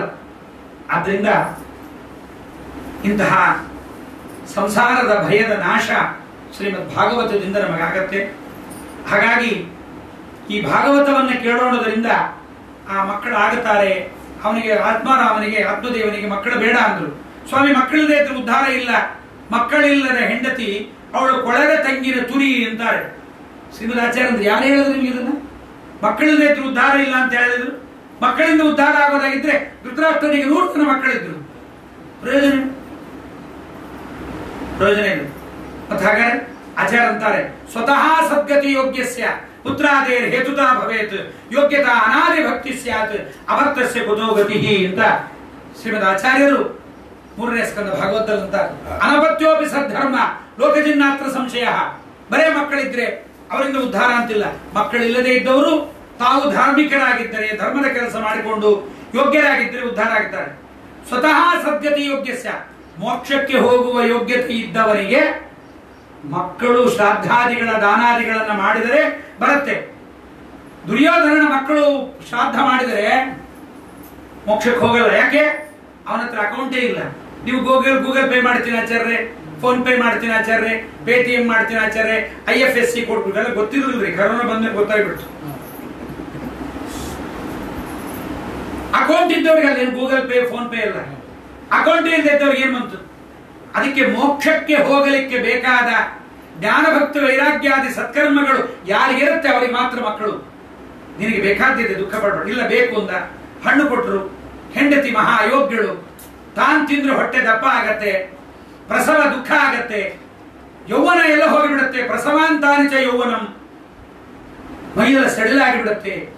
ಆದ್ರಿಂದ ಬೇಡ ಅಂತ ಪಾಪಿ ಋಷಿಗಳು ಕೊಟ್ಟ ಹಣ್ಣನ್ನ ಹಸುವಿಗೆ ತಿನ್ನಿಸಿಬಿಟ್ರು. ಹೆಂಗಸರು ಎಂಥ ಕೆಟ್ಟವರು ಇರ್ತಾರೆ ಅಂದ್ರೆ, ಪುರಾಣಕ್ಕೆ ಬಂದವರು ಆನ್ಲೈನ್ ಕೇಳ್ತಾ ಇದ್ದಿರ್ತಕ್ಕಂಥವ್ರನ್ನ ಬಿಟ್ಟು ಎಂಥ ಜನ ಇರ್ತಾರೆ ಹೆಣ್ಮಕ್ಳು ಅಂದ್ರೆ ಅದಕ್ಕೆ ಬೈತಾರೆ. ಭಯಂಕರವಾಗಿರ್ತಕ್ಕಂಥವ್ರು ಆ ಹೆಣ್ಮಕ್ಳು ಏನ್ ಮಾಡ್ತಾರೆ, ಭಯಂಕರವಾದ ಕೆಲಸ ಮಾಡ್ತಾರೆ. ಸ್ತ್ರೀಣಾಂ ನೈವತು ವಿಶ್ವಾಸಂ ದುಷ್ಟಾನಾಂ ಕಾಲೇದ್ಭುತ. ಸ್ತ್ರೀಯರಲ್ಲಿ ವಿಶ್ವಾಸವೇ ಮಾಡಬಾರ್ದಂತೆ. ಅದಕ್ಕೆ ನಾವು ನಿಮ್ಮಲ್ಲಿ ವಿಶ್ವಾಸ ಮಾಡಲ್ಲ ಅಂತಾರೆ. ನೀವು ಸೀರೆ ತಂದ್ಕೊಡ್ತೀರಿ ಅಂತ ಗೊತ್ತಿಲ್ಲ, ಅದಕ್ಕೆ ನಿಮ್ಮ ಪ್ಯಾಕೆಟ್ ಇಂದ ನಾವೇ ರೊಕ್ಕ ತೆಗೆದು ನಾವೇ ಇಟ್ಕೊಂಡು ನಾವೇ ಚೀಟಿ ಕಟ್ಕೊಂಡು ನಾವೇ ಮಾಡ್ತೀವಿ. ನಿಮ್ಮ ಮೇಲೆ ನಮಗೂ ವಿಶ್ವಾಸ ಇಲ್ಲ, ನೀವು ನಮ್ಮ ಮೇಲೆ ವಿಶ್ವಾಸ ಮಾಡಬೇಡಿ. ಎಂಥ ಪ್ರಪಂಚ. ವಿಶ್ವಾಸೇ ಸ್ಥಿತೋ ಮೂಢ ಸದುಃಖೈ ಪರಿಭೂಯತೆ. ಅತಿ ವಿಶ್ವಾಸ ಮಾಡಿದರೆ ದುಃಖಕ್ಕೊಳಗಾಗುತ್ತಾನೆ. ಅವ್ರು ಹೇಗಿರ್ತಾರೆ ಅಂದ್ರೆ, ಸುಧೆಯಂತೆ ಅಮೃತದಂತೆ ಮಾತಾಡ್ತಾರಂತೆ. ಮಾತಾಡಿದ್ರೆ ಕಾಮದ ವೃದ್ಧಿಯಾಗಬೇಕು. ಹೃದಯವೋ ಕತ್ತಿ ಅಲಿಗಿನಂತೆ. ಸ್ತ್ರೀಯರ ವಿಚಾರ ಯಾರಿಗೆ ಗೊತ್ತಾಗುತ್ತೆ? ಒಬ್ಬ ಗಂಡಸು ಆತ್ಮ ದೇವ ಅವನನ್ನ ಹೆಂಡತಿ 8-9 ತಿಂಗಳು ಮೇಂಟೈನ್ ಮಾಡಿದ್ದಾಳ್ರಿ. ನಾನು ಬಸರಿ ಅಂತ ದಡ್ಡ ಬ್ರಾಹ್ಮಣ, ಶುದ್ಧ ವೈದಿಕ ಕಾಣಿಸುತ್ತೆ.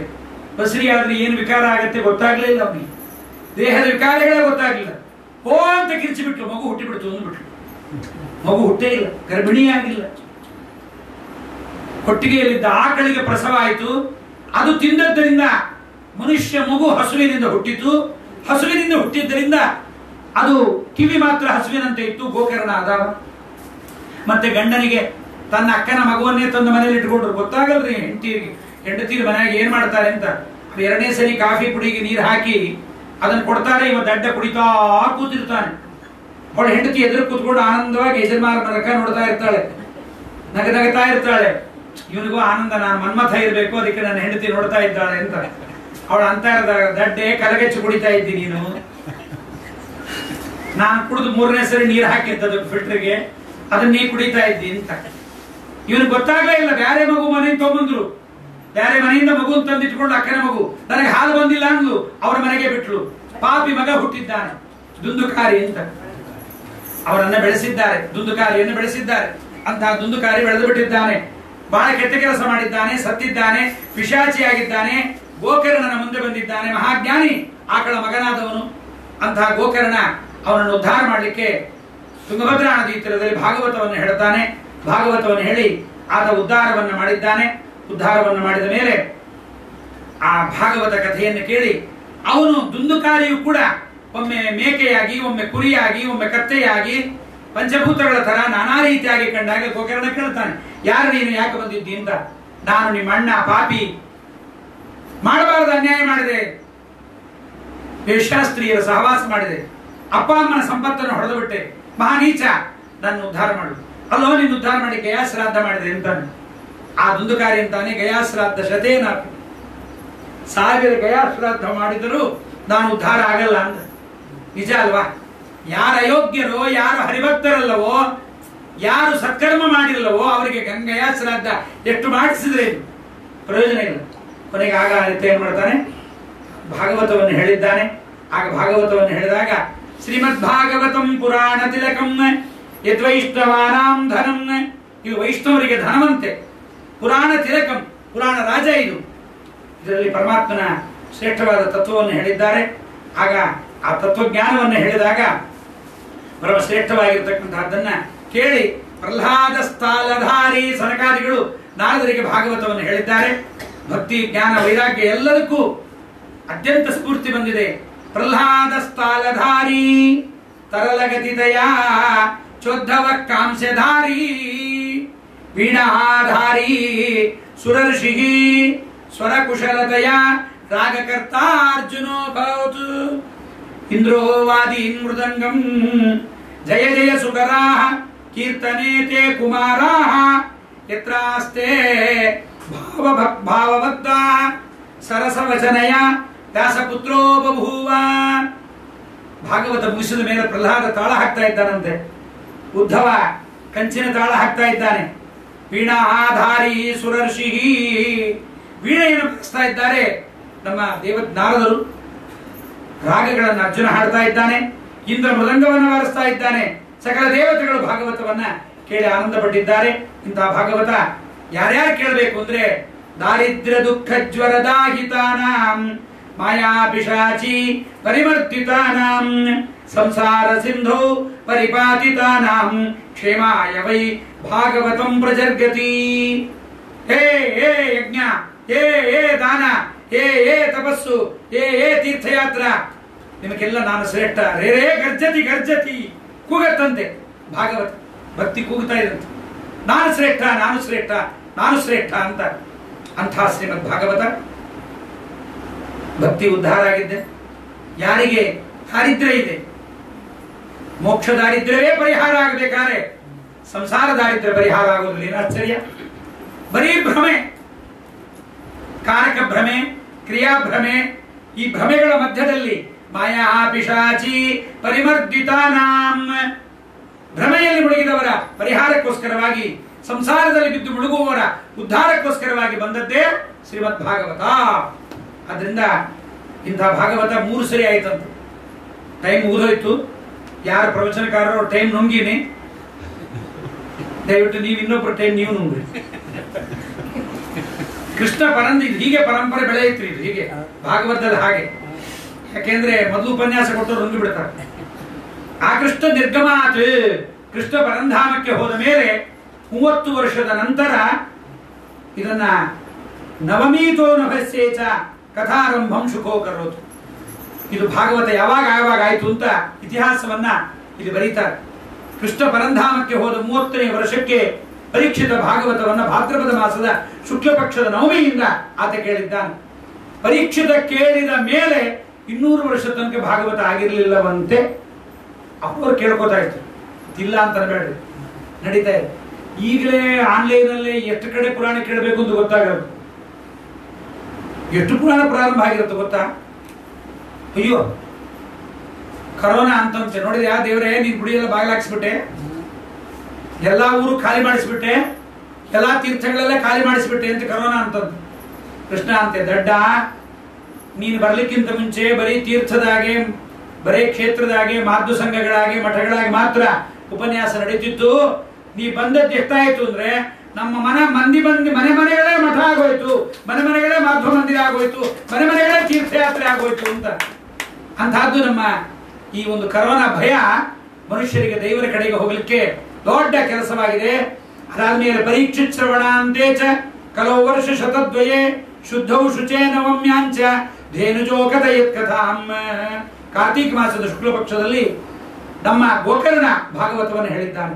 ಅದಾದ 30 ವರ್ಷದಲ್ಲಿ ಕಾರ್ತೀಕ ಮಾಸದ ಶುಕ್ಲ ಪಕ್ಷದಲ್ಲಿ ತಸ್ಮಾದಪಿ ಕಲೋ ಪ್ರಾಪ್ತೆ 30 ವರ್ಷಗತೆ ಸತಿ ಊಚು ಊರ್ಜೇಸಿತೆ ಪಕ್ಷೇ ನವಮ್ಯಾಂ ಬ್ರಹ್ಮಣ ಸುತಾ. ಬ್ರಹ್ಮದೇವರ ಮಕ್ಕಳು ಕಾರ್ತೀಕ ಮಾಸದ ಅದಾದ ನಂತರದಲ್ಲಿ 30 ವರ್ಷದ ನಂತರದಲ್ಲಿ ಶ್ರೀಮದ್ ಭಾಗವತ ನಡೆದಿದೆ. ಕೊನೆಗೆ ಭಾಗವತವನ್ನ ಯಮರಾಜರು ಹೇಳ್ತಾರಂತೆ. ಗರುಡ ಪುರಾಣ ಪ್ರಾರಂಭ ಆಗೋದೇ ಯಮರಾಜರ ಮಾತಿನಿಂದ. ಯಾಕೆ ಯಮಲೋಕ ಅಲ್ಲ, ನರಕಕ್ಕೆ. ಯಮಲೋಕಕ್ಕೆ ಹೋಗೋರು ಪುಣ್ಯವಂತರು, ನರಕಕ್ಕೆ ಹೋಗೋರು ಪಾಪಿಗಳು.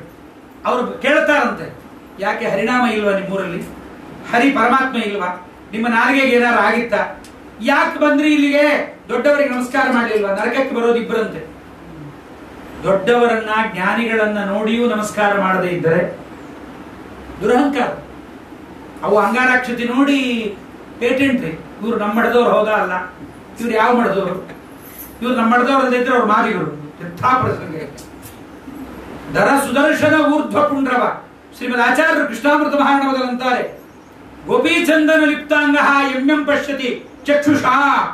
ಗೋಪೀಚಂದನ ಇಟ್ಟುಕೊಂಡವನು ಏನೇನು ನೋಡ್ತಾನೆ ಅದೆಲ್ಲ ಪರಿಶುದ್ಧವಾಗತ್ತಂತೆ.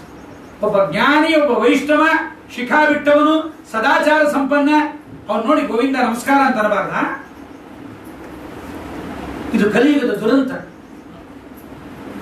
ಆದ್ದರಿಂದ ಹೀಗೆ ಭಾಗವತದ ಬಗ್ಗೆ ಯಮರಾಜರಂತಾರೆ, ಹೇಳ್ತಾರೆ, ಅಸಾರೇ ಸಂಸಾರೇ ಅಸಾರೇ ಸಂಸಾರೇ ವಿಷಯ ವಿಷ ಸಂಘ ಕುಲಧಿಯ ಕ್ಷಣಾರ್ಧಂ ಕ್ಷೇಮಾರ್ಥಂ ಪಿಬತ ಶುಕಗಾಥಾ ತುಲಸುಧಾಂ ಕಿಮರ್ಥಂ ವ್ಯರ್ಥಂ ಭೋ ಭಜತ ಕುಪಥೆ ಕುತ್ಸಿತ ಕಥೆ ಪರೀಕ್ಷಿತ್ ಸಾಕ್ಷಿ ಯಶ್ರವಣ ಮುಕ್ತ್ಯುಕ್ತಿ ಕಥನೆ ಅಸಾರೆ ಸಂಸಾರೇ ಜಲ್ಲಡಿಯ ನಳನಂತೆ ತೋರ್ಪುದು ಎಲ್ಲ ಕಾಲದಿ ಭವದ ಸೌಖ್ಯವು ಒಲ್ಲೆನೆಂದರೆ ಬಿಡದು ಸಾಲವ ಮಾಡಿ ಸಕ್ಕರೆ ಮೆದ್ದ ತೆರನಂತೆ.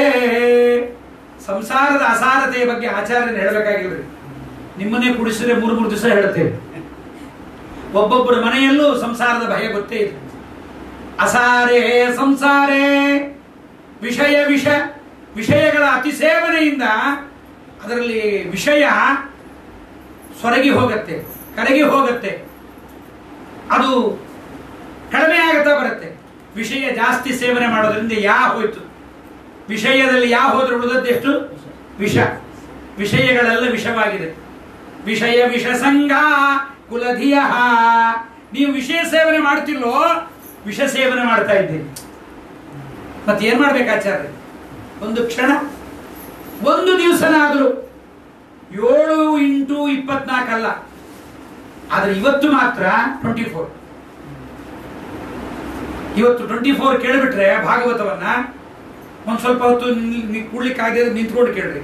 ಸ್ಕೂಲಾಗಿ ಬೆಂಚ್ ಮೇಲೆ ನಿಲ್ಲೇ ಇದ್ದು ಹುಡುಗರು ಇರ್ತಾರೆ, ಕೆಲವರು ತುಂಬಾ ಬುದ್ಧಿವಂತರು, ರೌಡಿಗಳು, MLA MP ಮಕ್ಕಳಿದ್ರೆ ಅವ್ರು ನಿಲ್ಸಲ್ರಿ, ಅವ್ರು ಕೂತ್ಕೊಂಡೇ ಕೇಳಿರ್ತಾರೆ.